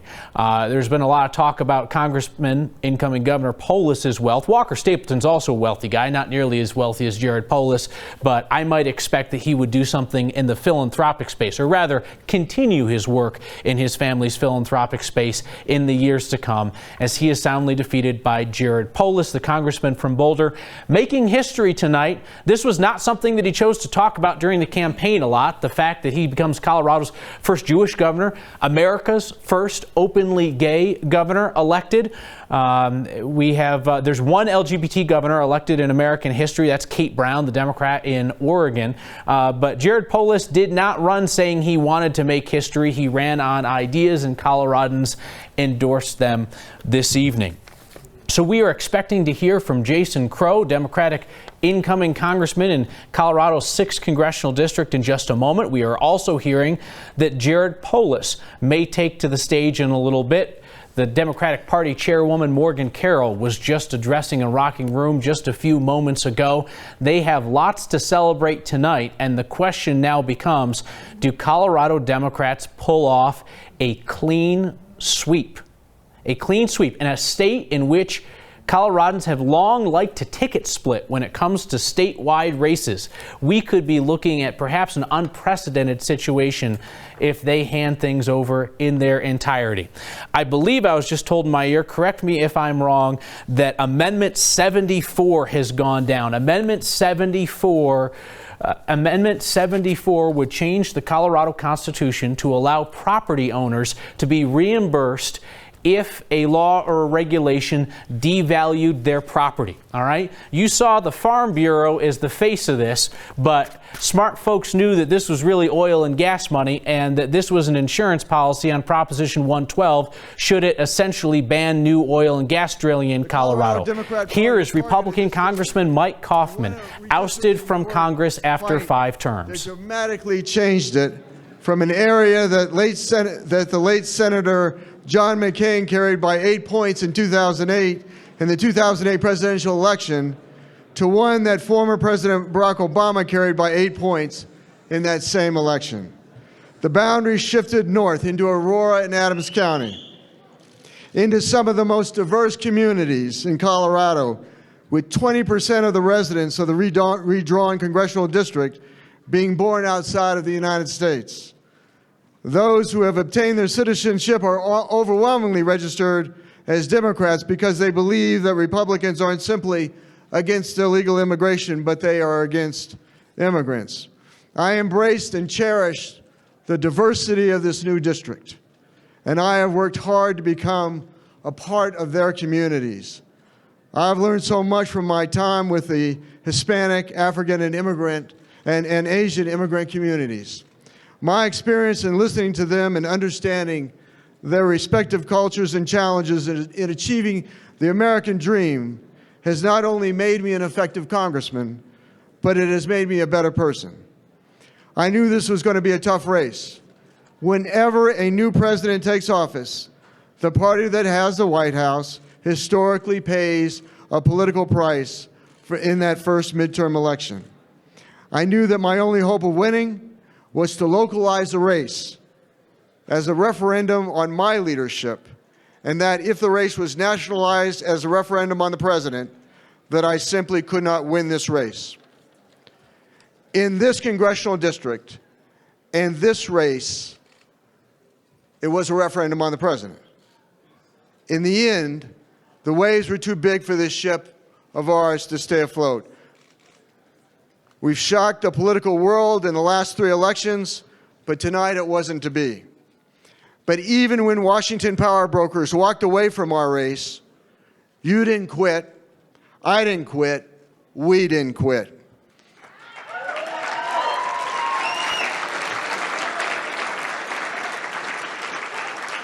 I'm a Marine.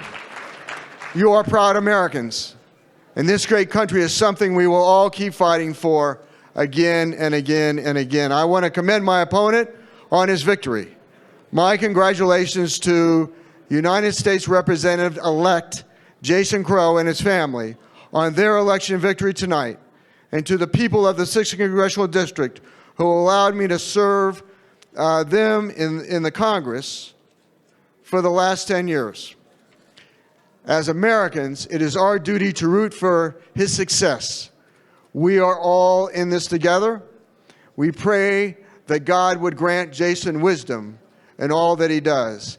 As for you and me, let's go forward in the knowledge that we are a blessed people, fortunate beyond belief to call this great nation of ours home. Serving this country has been the greatest honor of my life. I'm indebted to the people of Colorado for giving me the opportunity to serve them. God bless all of you tonight, and God bless the United States of America. Thank you. Concession speech from Republican Congressman Mike Coffman, first elected to the Colorado House in 1989. And there walks off one of the truly interesting people to ever serve in Colorado politics. Somebody who had all comers go after him over the years. And in the end, what you heard, that was a dialed up version of what we knew Mike Coffman thought all along, which was that he wasn't just running against Jason Crow, he was running against Donald Trump, and that the National Party walked out the door and fed him to the wolves. Is he wrong? I think he's entirely right. Furthermore, I think we just heard why Coffman has been in office for 10 years. He has been able to localize those races and value the immigrant communities. One thing I kept hearing was respect for Coffman with regard to tough campaigning, especially in those communities. Yeah, I mean, ultimately, Donald Trump lost this state by 5 points, and the only way that he was going to have any chance of being reelected was to run against Donald Trump. And I don't actually think that this was a political calculation for him. I think it was the right thing to do in his mind. Colorado, there is your next governor, Democrat Jared Polis, on stage with his lieutenant governor, Diane Primavera. Let's listen in. What an incredible night. Moments ago, Walker Stapleton called and congratulated me on becoming the next governor of Colorado.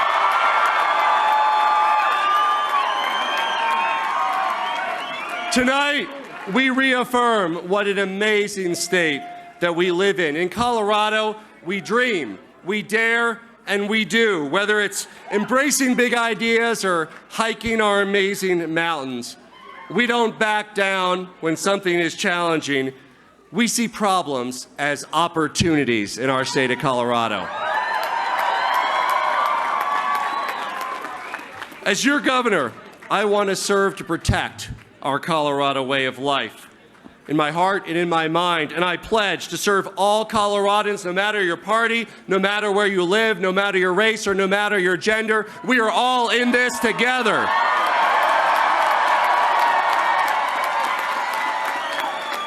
Now, I have to say, we are fortunate in Colorado to inherit a legacy of growth, success, and problem solving from our amazing governor, John Hickenlooper.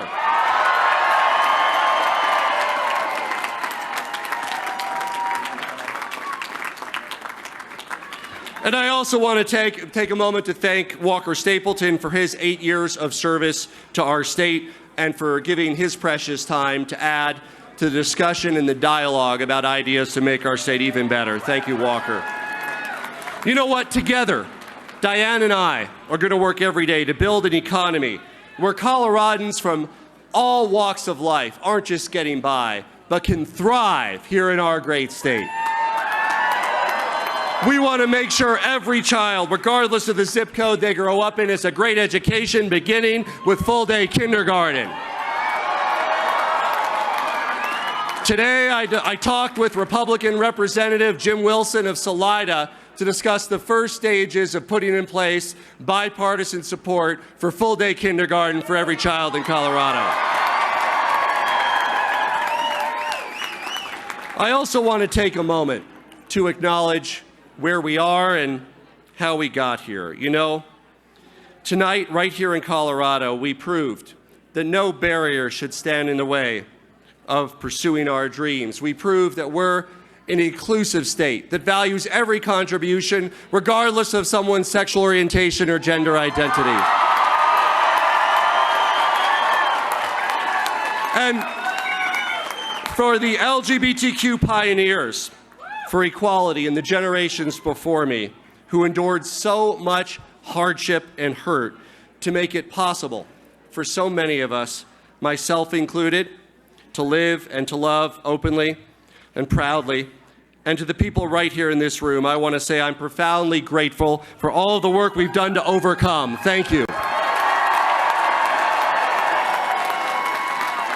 For my great-grandparents who came to this country penniless, fleeing persecution as Jews in Eastern Europe, and managed to forge an amazing American way of life for their kids and grandchildren to survive. We are still that country providing opportunity for the next generation and the next generation.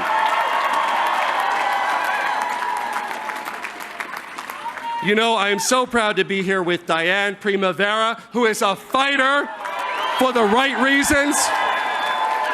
And we will partner with Diane Primavera and all of you to save Coloradans, individuals, and small businesses money on health care, and we won't give up until no Coloradan has to worry about choosing between their life and their home.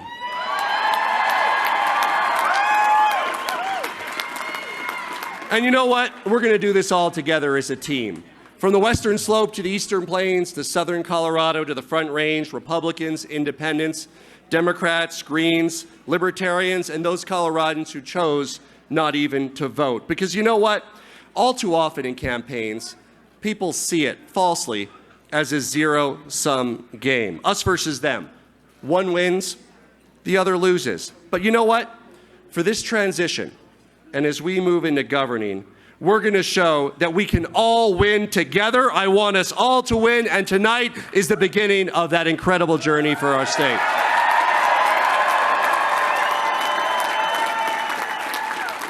And I want to thank our amazing, my personal support network. First and foremost, of course, my amazing partner and the first man in the history of Colorado, Marlon Reif.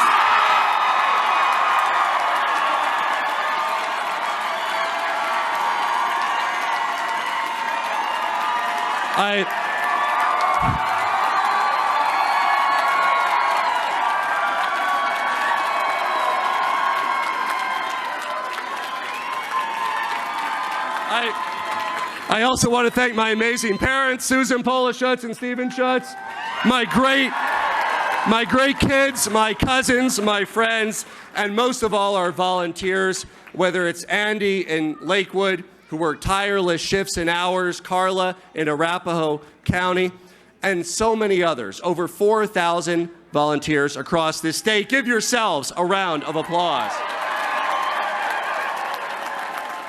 And of course, pulling it all together, our campaign chair and our campaign manager, Lisa Kaufman and Jen Ritter.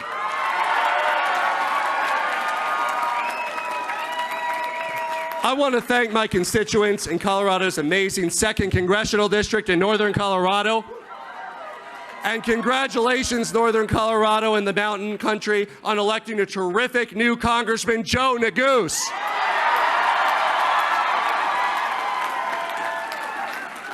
And thank you all for showing that Colorado voters believe in unity and believe that we're all in this together. Families that have been in our state for thousands of years as part of our Native American tradition, to people who arrived as Spanish settlers 500 years ago, to people who arrived a month ago from Mexico or from China. You are all part of our great state.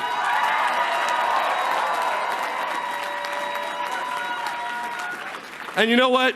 Tonight we celebrate, and tomorrow we roll up our sleeves and get ready to work with Republicans, Independents, Democrats, and all Coloradans of goodwill, because at the end of the day, we all believe in our children's future. We all believe in protecting our amazing parks and open space. We all believe in saving people money on health care. And together, we're going to get back to work, because we have work to do to turn a bold vision into reality here in our amazing state of Colorado. Thank you, and God bless Colorado. Colorado's governor-elect, Democrat Jared Polis, with a hug for his Lieutenant Governor, Diane Primavera. Jared Polis now steps into a role, an executive role, which even he would acknowledge is a better fit for his personality and skill set than Congress. When he was one of 535 or whatever, he's now the guy. That fits him. What is going to be his rude awakening when he walks into state government? Oh, this is going to be amazing, because if it ends up the way we think it's going to end up, and he does not have the virtue of a split legislature, he's going to try to pretend like he's still a moderate with all the crazy stuff that they're going to try to put through. They're going to take like the far left, super progressive agenda. They're going to truncate it, try to shove it all through in 2 years, and he's got the veto pen. So ultimately, it all falls on his shoulders. Good luck, sir. It's a tough position. I mean, Governor Hickenlooper acknowledged that he liked working with that split legislature. It tempered the things that were brought to him. I mean, come on, Democrats like you got to be salivating at the prospect of having full control of the legislature, a governor with the veto pen. I mean, sky's the limit, right? Well, remember the last time we had this? Well. Exactly. So one-term Governor Bill Ritter, both houses, very dangerous to go out and implement very progressive and aggressive policies right off the bat.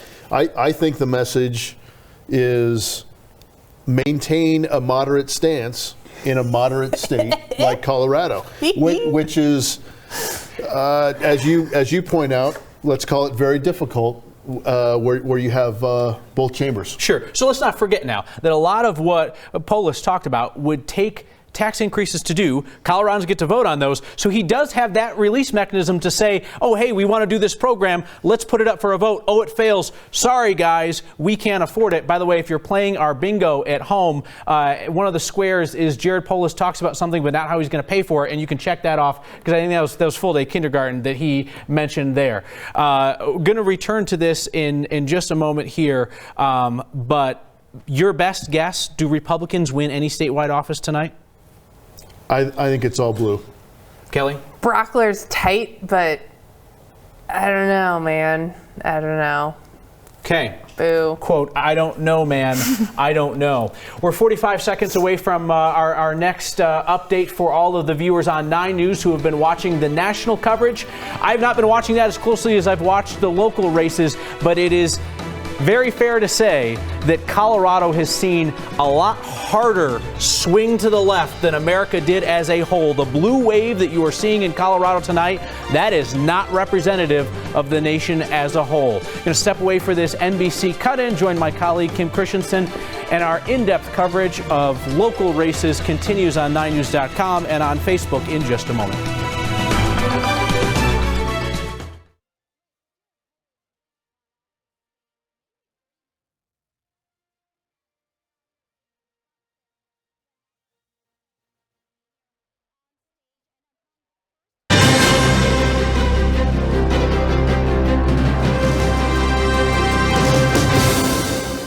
It's 8:30, almost, and we already know a lot of things. We know Colorado has a new governor, Jared Polis. This race was called within the last hour.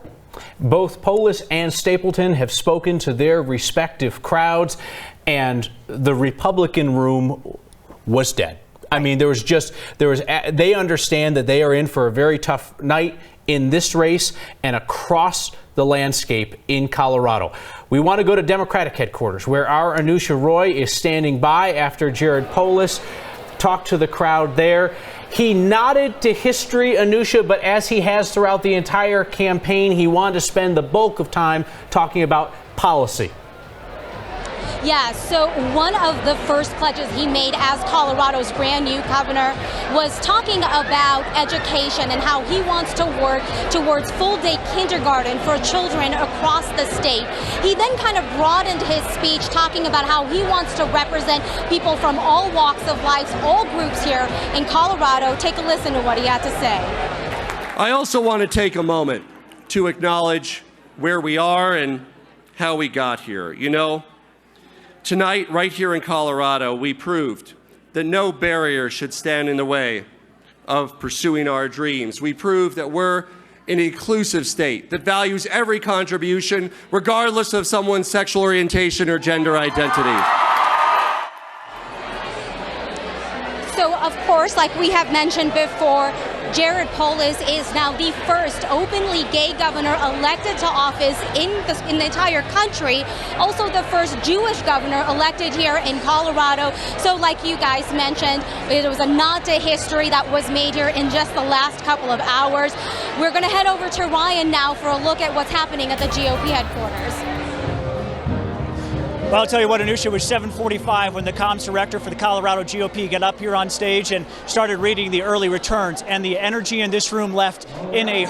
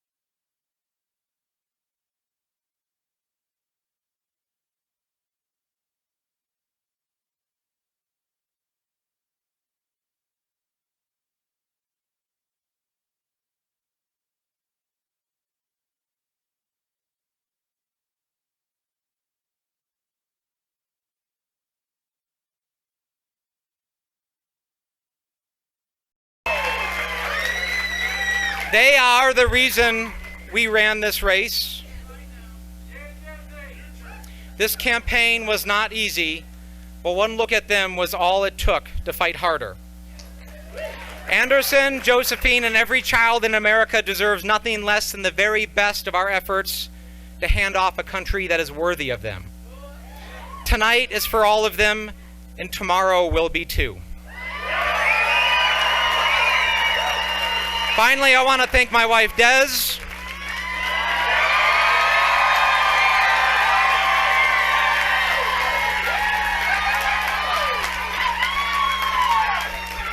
You were this campaign's heart and soul.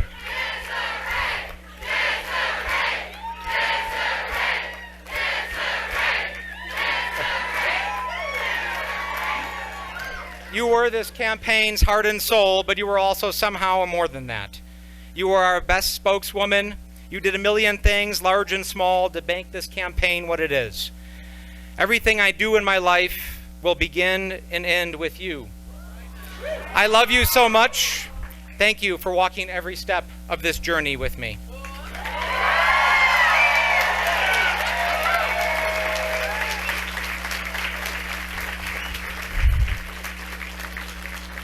My entire adult life has been organized around oaths that I have taken. There's the oath I took when I married Desiree. There's the promise I made when I became a lawyer to find the truth and uphold our sacred commitment to equal protection under the law. There's the one that I took as an Army Ranger when I vowed never to embarrass my country. And soon I will take another oath to uphold our Constitution and serve you in an office with honor and integrity.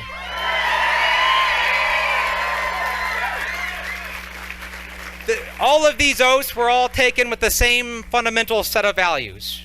They're the values I learned fighting alongside my fellow Americans overseas. There's where I saw the heart and soul of America. To this day, when I think of America, the faces of those soldiers that I've served with come to my mind. They were from every background and every corner of the nation. They were black, white, Asian, Hispanic. Some were straight, some were gay, and some weren't citizens. I learned that America is great because we draw strength from our diversity. And we are at our best. And we are at our best when we focus on what unites us and not what divides us. We united around the flag on our shoulder. The oath we had all taken was more powerful than any of our differences. So tonight, I want to talk about what those oaths really mean and how they will steer us past the dark and uncertain political moment we find ourselves in. Over the course of this campaign, we went to over 300 community events. I went to senior centers and took questions about keeping schools safe from gun violence. I talked to Coloradans who have lived here for generations, and they asked me about immigration reform. I talked to students who were too young to vote, and they asked me about keeping dark money out of our elections. Those visits in our community were more than just about meeting new friends and hearing new ideas. Those visits were a sign of my commitment to our district. It doesn't matter whether it's a joyful holiday festival or a solemn memorial service or anything in between. As long as I have the honor of representing you in Congress, I'll be there for you no matter what. I try to spend more time listening than I spend talking. You can learn more about your country and your community by showing up and listening than you can from your social media feed. So here are a few things that I learned on this campaign. First, Americans value and celebrate our diversity. We are more than just a melting pot of cultures. We are a vibrant melting pot of ideas. We don't turn away from tough conversations. We embrace them as our obligation to one another. No political party has a monopoly on being right, Jason Crow headed to Congress, replacing Republican Congressman Mike Kaufman. And you listen to him speaking here tonight, and I can't help but think that in a way, he's kind of like that guy who replaces a dude at your office, shows up the first day and realizes all of the things that that guy was doing and is like, oh, I stepped into this? Because you've got what members of the House typically deal with, which is perpetual campaigns every 2 years. And Mike Kaufman has built this district that is a high-touch district. People are used to him being there all the time and knowing the names and being at the church service and this and that and everything else. And that's going to be the expectation of Jason Crow. That's not easy. It's not easy, and from the speech that Kaufman gave, it looks like he may consider a couple years from now a rematch. What do you think? It would not be the first time in congressional history that somebody who gets bounced comes back in 2 years. 2 years is a very short amount of time. It essentially would be take a year off and then campaign again. Do you think there's any chance Mike Kaufman does that? I think it depends on what the entire map looks like, and it depends on what the numbers look like. His speech was, Kaufman's speech was quite fiery, and that's a really good point about it being a high-touch district. The other thing is, Jason Crow has young kids and a wife, and she needs to understand what she just signed up for, because it is a serious job being a congressional spouse. That said, Mike Kaufman wants to come back and run in 2 years. He's running when President Trump is back on the ballot, and Republicans are going to be out in force. You know, if Mike Kaufman wanted to get back in this race in 2 years, he would get a serious primary challenger. Not Roger whoever, who ran against him this year. And when I asked Roger what he was running against Mike for, it was because Mike speaks Spanish, and he said he's going to learn whatever they speak in Ethiopia, which is Amharic, by the way. Kaufman knows a little bit about that.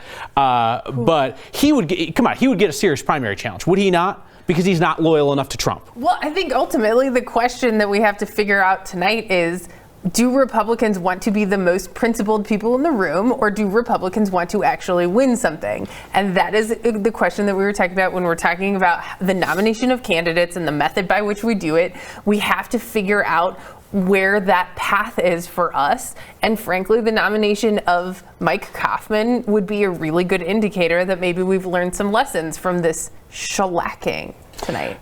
We are going to take a brief break here because we are about to do another update for our friends on Rocky Mountain PBS. The three of us will return to you in just a quick sec.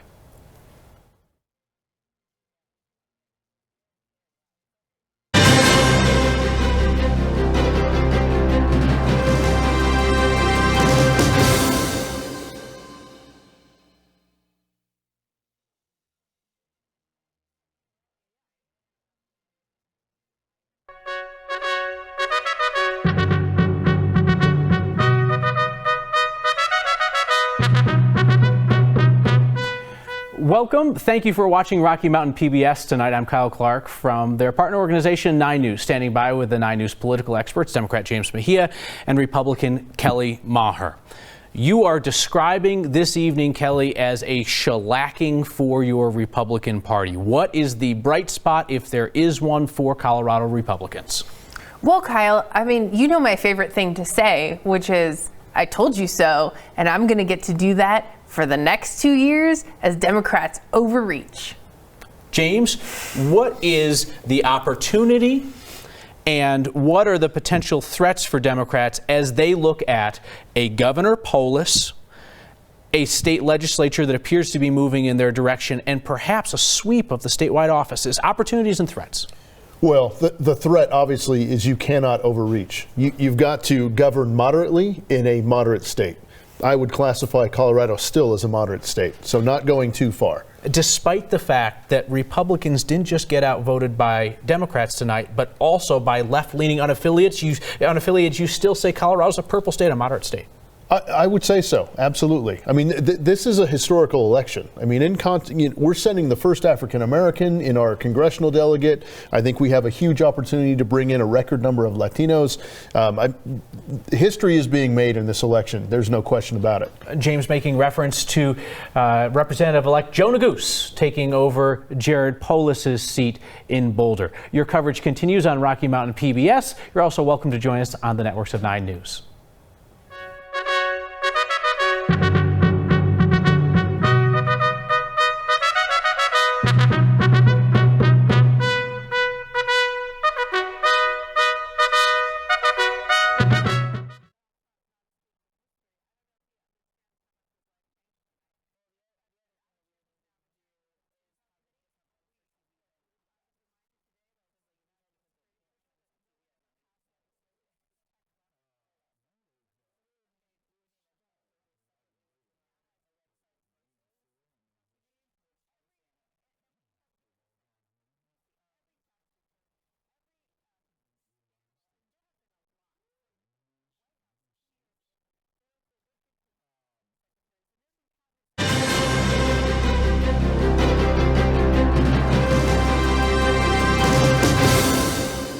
Thanks again for joining us on Election 2018 coverage from 9 News. This is the behind-the-scenes feed of everything that happens in our newsroom over the course of the evening as we update viewers on 9 News, on Rocky Mountain PBS, you here on Facebook and on 9news.com, alongside politics guy Marshall Zellinger. I'm Kyle Clark. Want to do a quick rundown on the ballot if you're not someplace where you've been able to see all the measures, want to tick through some of the big players. Proposition 112, which would have been a large setback for oil and gas operations around the state. The industry called it a de facto ban. That is a loser tonight, as is Amendment 74, which was a linked issue in which property owners would be able to get restitution from the government.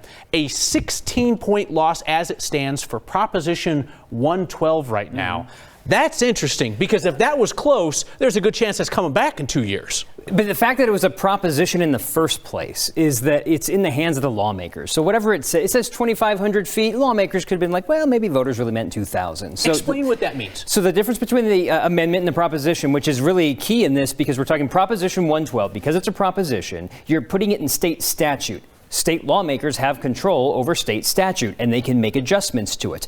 Amendments, you're putting that into the Constitution, which now requires 55% of voters to say yes. And once it's in there until you go back to voters again to make any changes. So that's that. I mean, that's a good nuance. That Amendment 74 was this insurance policy by the oil and gas industry, which would have lasted a lot longer than Proposition 112 probably would have. And Amendment 74 was described by incoming Governor Jared Polis as the most dangerous thing on the ballot. It was also opposed by his Republican opponent, Walker Stapleton, as well. Taking a look at some of the other issues that were out there, redistricting. So Coloradans have approved the amendments to create redistricting commissions. So what does that mean? So with the 2020 census, Colorado's population is increasing. We're likely to get another congressional district. They don't just look at the map and say, oh, let's draw it here. There's going to be lines moving and shifting all over the place. Who draws those lines? In the past, it's been the legislature, but they can't agree, so it goes to judges. Now we have these independent commissions. Now, the way your vote had Y and Z failed would have mattered in that you put a Democrat in the governor's seat, which would have had handpicked certain people on this commission prior to Y and Z, and the leaders of the legislature, which are now both Democratic, would have been able to stack the deck. What Amendment Y and Z does now is it creates 4 Republicans, 4 Democrats, 4 unaffiliated, put them in a room and say, draw us our congressional districts. You get another 4, 4, and 4 for the state Senate and for the state House districts. You put them in a room, you say, draw us appropriate balanced districts, which then have to get approved by a judge anyways. And then I have so many maps pulled up here. I was going to try to pull one to show you what districts look like for state Senate and state House. But it's all based on population and balance, essentially. So tonight, on a night when Democrats win the governor's mansion, when they're likely to take both houses of the legislature, Democrats are sitting at home thinking, well, shoot, we shouldn't have done redistricting by committee because, man, we could have run the table with those folks. But again, this is 2020. If there's a backlash, if President Trump supporters show up in 2020 and then Republicans seize control again, all of a sudden, Democrats could get smoked. This kind of takes it out of their hands a bit, or at least it's supposed to. But you look at how the congressional districts are made up right now. We have 7 congressional districts. We've only focused on 2, really ever 2. Congressional District 6, which just shifted to Jason Crow, and Congressional District 3, which it looks like Representative Scott Tipton will hold.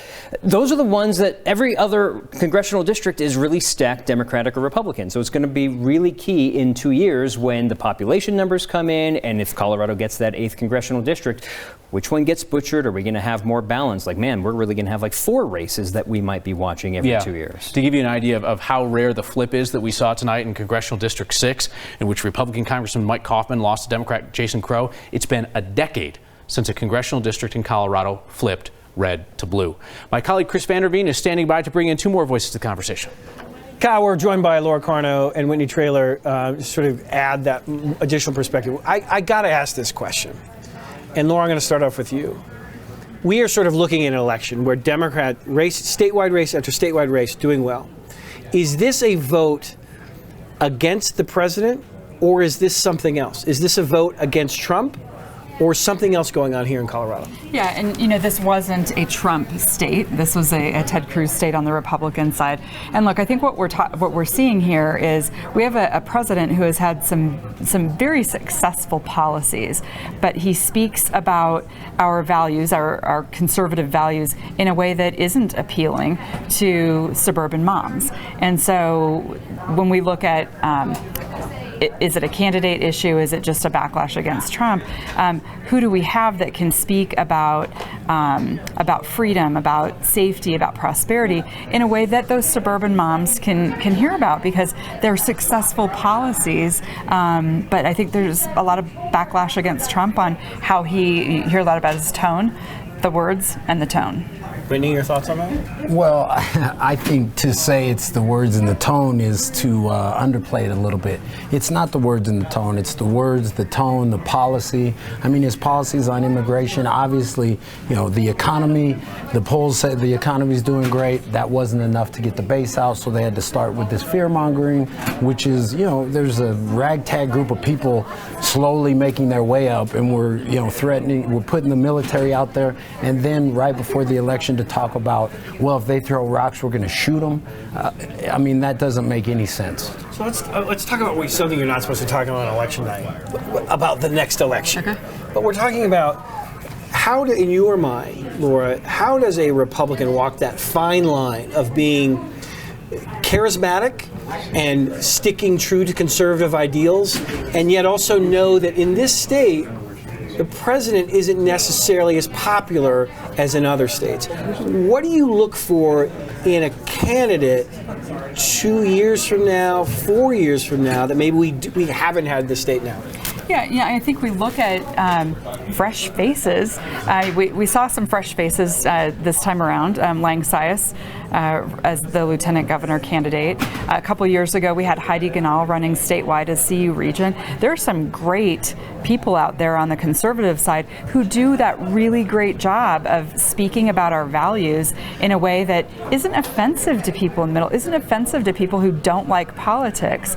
And I don't know that it's a really difficult line to walk. I just think that we need to say there are people who do it, there are people who don't, and the candidate absolutely matters. Where does this go in this state now, or in your mind, Whitney, in terms of leadership and identity and what is necessary for, I mean, you're not speaking on behalf of Republicans. No one here is speaking on behalf of any party. Yeah. But what is necessary to win an election in this state? I think relatability for sure, and I think there's got to be a practical element. But beyond that, I think that Colorado, we have a real opportunity here. When you have every office being, dominated by the Democrats, well, they can overplay their hands. So this is an opportunity, honestly, to even bring some civility into, the politics. I think about South Africa and Nelson Mandela, and when he came into office, the way he came in with grace and that kind of thing. And maybe that's not the correct analogy, but here there's no civility in politics. Is Governor-elect Polis going to have difficulty in sort of dealing with an element of his party that he may identify with quickly, but also sort of realizing that may not necessarily be the direction that Colorado's going? Or is it the direction that Colorado's going? Right, and I'm old enough to remember 2013 when there was a very anti-gun sentiment in the entire Capitol, and it ended up with Senator John Morse, the Senate president, and Senator Angela Herron being recalled because they went too far. And so perhaps the 2013 recalls can be something advisory to the governor-elect on not to overplay his hand, not to get pulled too far left. Michael Bloomberg was talking to John Hickenlooper on the phone about gun control during those times, some Cora requests revealed. So I would add that as a cautionary tale to the governor-elect to not get pulled in that direction. What would, if you were to advise Governor-elect Polis tomorrow about, this is the direction you should go in. You've got sort of a left-leaning element of your party, and you've got a sort of a more centralized, sort of maybe represented in the Hickenloopers of the world. What do you tell them to do? What direction do you go in?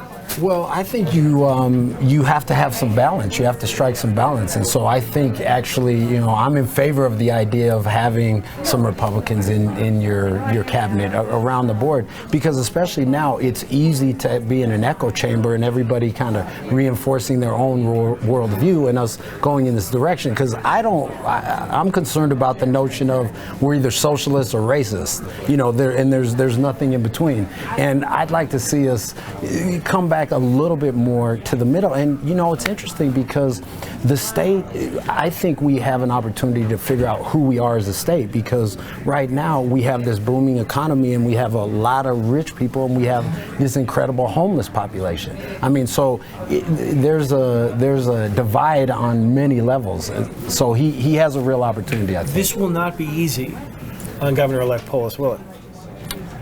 No, I don't think, and I think, in some respects it will, because everybody's on board. But the other thing is, the Colorado Supreme Court is almost all Hickenlooper nominees as well. So yeah, you can overplay your hand, and that's why the country was founded on this notion of checks and balances and separation of powers, and there's a reason why we were founded with those principles. It's going to be so fascinating to watch how this develops, and I think there's ideas are sort of spring. You can see the political leaders of the state sort of, who's next, who's coming up. So thank you so much for offering those thoughts.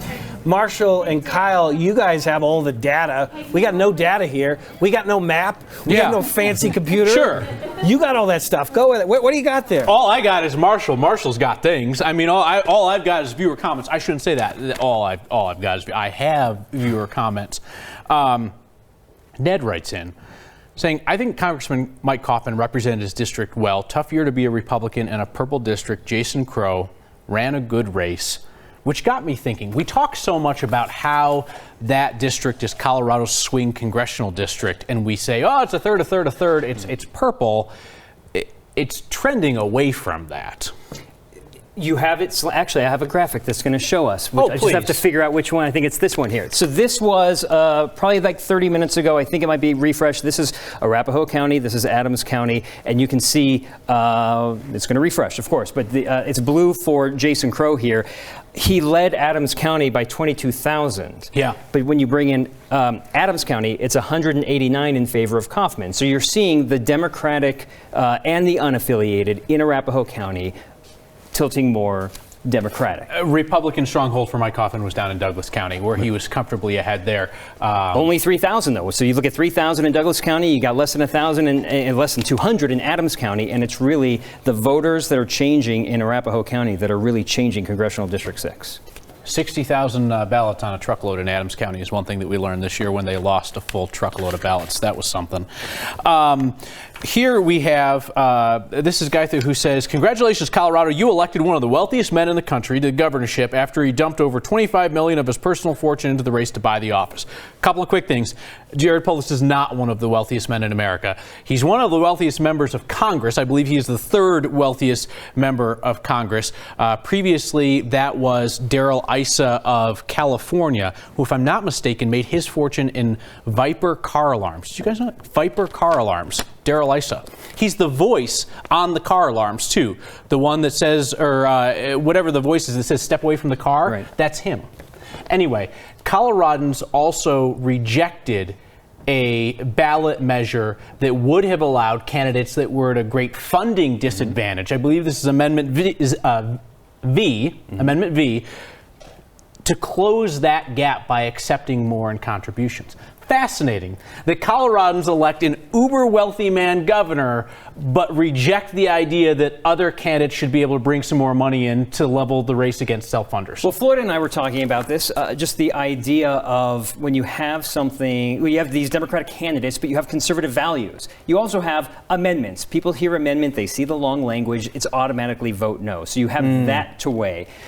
The idea also may be, let's not throw more money at the money problem, and the hope perhaps that you're going to solve this campaign finance issue without a constitutional amendment. On the flip side, I wonder if Jared Polis tonight is thinking how much less could I have spent and kept in my bank account and still came out ahead in this race. Oh, that's kind of a sad thing to say, that he wishes that he kept more money in his pocket because he didn't need all of it to beat Walker Stapleton. That's an unfortunate thing to say. Interestingly, in the debate, we asked Jared Polis, your incoming governor, would you be in favor of a change to campaign finance law that would prevent somebody from doing what you did, backing up the Brinks truck or 24 of them to win the race? And he definitely did not say yes. He is of the mindset that, and this is a fair thing to say, using your own money to win a race is different than using somebody else's money, but he has this idea of let's get the money out of politics, but not mine for the time being. Maybe he answered that knowing if he won, he's got another race in 4 years he's got to consider. Quite possibly a very expensive race as well. We have a note in from Noor who says, your coverage tonight couldn't have been any better. So balanced, asking so many great questions, raising great points. Flattery will get you mentioned on TV. So thank you for sharing that. We have yet to get to a call in the state Senate. Right. This is the balance of power in the state Senate, which Republicans currently hold a very thin advantage. Democrats are hoping to win that. At that point, they've got the governorship, they've got the state House, they've got the state Senate. We knew this was going to come down to just a handful of races. There's a race in Adams County, Faith Winter and Beth Humanek Martinez, and then there's the race that is filling Kim Christensen's mailbox every single day on the west side of town, and we're watching that race as well. So this is the website that I'm going to pull up once we're back on the air on 9 News. We're going to look at those state Senate races. We had the 6 key races that we talked about earlier tonight. These were the races that were going to decide the election or the balance of power in the state Senate. By my math, we might have 19 Democrats and 16 Republicans in the state Senate by night's end. And we're going to update all of this as we move on to 9 News. 9 News at 9 on Channel 20 starts soon.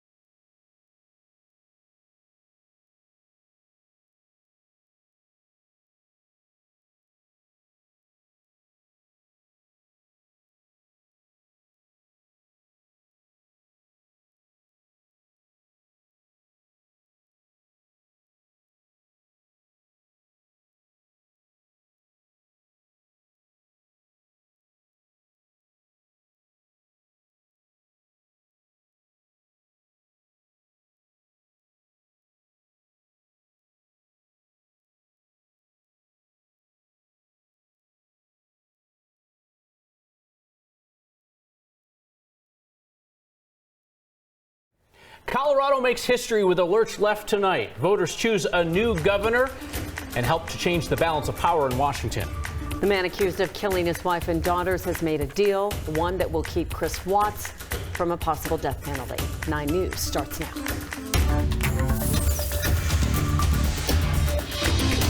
Election night 2018, Colorado voters have made some historic decisions tonight impacting our state and potentially the country as well. Colorado voters have handed an astonishing amount of power to Democrats in a way that voters in Colorado typically have not in the past, preferring to split ballots. Well, not this evening. Colorado now has America's first openly gay governor in the country, Jared Polis. Republican Representative Mike Kaufman lost his 6th congressional seat to Jason Crow. And Democrat Joe Neguse wins Polis's old seat, the congressional district centered around Boulder. Neguse becomes the first African-American member of Colorado's delegation in Congress. Let's dig into the results first in the governor's race. And at this point, with 71% of expected precincts reporting, Jared Polis holds a 6 or a 5% lead, rather, over Republican Walker Stapleton. 9 News reporter Anusha Roy is out at the center of much joy tonight. In fact, the only really populated party in town at this point, Colorado's Democratic Watch Party. Yeah, bear with me, guys. There is a lot of cheering going on, a lot of celebrating. This crowd does not look like they are ready to go anywhere. In fact, they're still watching the race results coming in. If you can only imagine how excited they were when they found out that Jared Polis won tonight. Like you guys had mentioned, making history, becoming the first openly gay governor elected in the country and the first Jewish governor elected in Colorado. But like we have really seen along the campaign trail, when Polis took the stage today, he dedicated a lot of his speech to the issues he wants to handle first. Take a listen. Together, Diane and I are going to work every day to build an economy where Coloradans from all walks of life aren't just getting by, but can thrive here in our great state. We want to make sure every child, regardless of the zip code they grow up in, has a great education, beginning with full-day kindergarten. Today, I talked with Republican Representative Jim Wilson of Salida to discuss the first stages of putting in place bipartisan support for full-day kindergarten for every child in Colorado. So Polis also kind of expanded his speech, talking about how he wants to represent people from all walks of life, from all communities, saying that his win is, quote, means that we are an inclusive state and that no barrier should stand in our way. And based off of the hundreds of people who are out here, the music, the crowds, the celebrations are just getting started here. Kim and Kyle. All right, Anusha Roy reporting. One of the great challenges going forward for Jared Polis is whether he can maintain what he projected as a moderate image in the campaign. Certainly had some big progressive ideas, but said, hey, I'm a centrist guy, I'm kind of a libertarian. Now there's a situation where all the folks surrounding him in state government could potentially be Democrats, and they may want to pull him well to the left. And it could be careful what you wish for in many ways, in a couple of years or in 4 years. And whether you think about Governor Ritter in the past, who's going to model himself after? Will it be Governor Hickenlooper, or Governor Romer, or Governor Lamb, other model Democratic leaders in the past, you know, and what's been successful for them? And now we look at a situation where you have one elected Republican governor in decade upon decade upon decade in Colorado.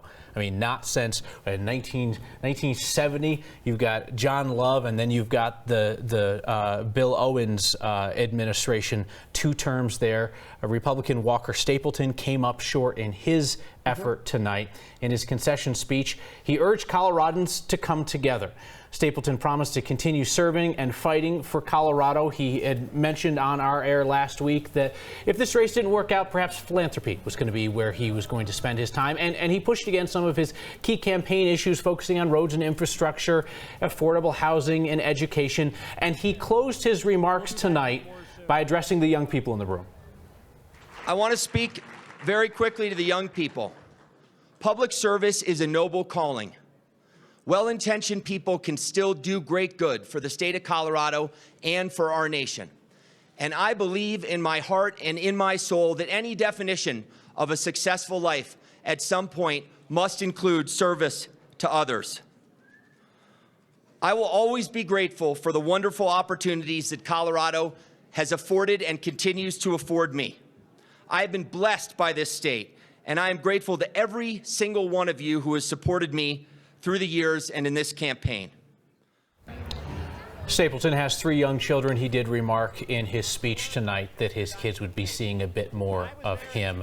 There you're seeing Brian Watson, Republican candidate for state treasurer, in his concession speech to Democrat Dave Young. And we know George Brockler also spoke, but we have not called that race. But he also kind of tried to revive the crowd a bit because there wasn't a whole lot to celebrate tonight at GOP headquarters. He kind of remains the last hope for Colorado Republicans in terms of a statewide race. We have also not called the Secretary of State's race, that being Republican incumbent Wayne Williams versus Democratic challenger Jenna Griswold. Those are the 2 outstanding races for Colorado Republicans to look to if they're hoping for divided statewide governance. And all eyes in the country on District 6, because that was one that was targeted, of course, because they saw Mike Coffman as potentially vulnerable. And if the Democrats wanted a blue wave nationally to get back to the House of Representatives, they did need to turn Congressional District 6 in Colorado. The Democrats have come after Mike Coffman year after year after year, and he has survived by larger margins than many people suspected. He has long ties to this state, having first been elected to the State House of Representatives in 1988, started his term in 1989. But tonight, Democrat Jason Crow is the man who unseats him, a fellow military veteran with a convincing margin of victory. 8 points ends Mike Coffman's 5-term career in Congress. Kim, Kyle, the room behind me says it all. This party ended in a hurry. Really, the party never got going, and perhaps the biggest loss, as you were talking about, may be Mike Coffman, who has held his seat in Congress since 2009, and Democrats get that flip, one of their 23 they were hoping for, with Jason Crow. Redistricting favored Democrats in 2016. Hillary Clinton won CD6 in 2016. Mike Coffman had to fight hard to keep it, and he did, but tonight he just didn't have enough to convince voters in Adams, Arapahoe, and Douglas counties, many of them who voted for Jason Crow. As this suburban, diverse, moderate district evolved, Mike Coffman tried to do the same. He tried to evolve with them on immigration issues because there are so many immigrants living in his district, refugees as well, and he tried to evolve with them. He favors protecting dreamers. He was combative with President Trump, disagreeing with him on some of the president's policies, but it wouldn't be enough to win over voters. He talked a little bit about his evolving politics tonight. Take a listen. I embraced and cherished the diversity of this new district, and I have worked hard to become a part of their communities. I've learned so much from my time with the Hispanic, African, and immigrant and Asian immigrant communities. My experience in listening to them and understanding their respective cultures and challenges in achieving the American dream has not only made me an effective congressman, but it has made me a better person. I knew this was going to be a tough race. Whenever a new president takes office, the party that has the White House historically pays a political price in that first midterm election. The energy in this building left before 8 a.m. The dance floor never danced on, and many Republicans have left the building. Kim, Kyle. All right. Thank you, Ryan. It makes you wonder if Mike Coffman doesn't still have some political career in his future. I tell you what, it would not be unprecedented for him to make another run for the same office. But in 2 years, you've got Donald Trump on the ballot, and you've got a lot of Republicans who would be excited to vote for President Donald Trump and know that Mike Coffman threw him under the bus tonight.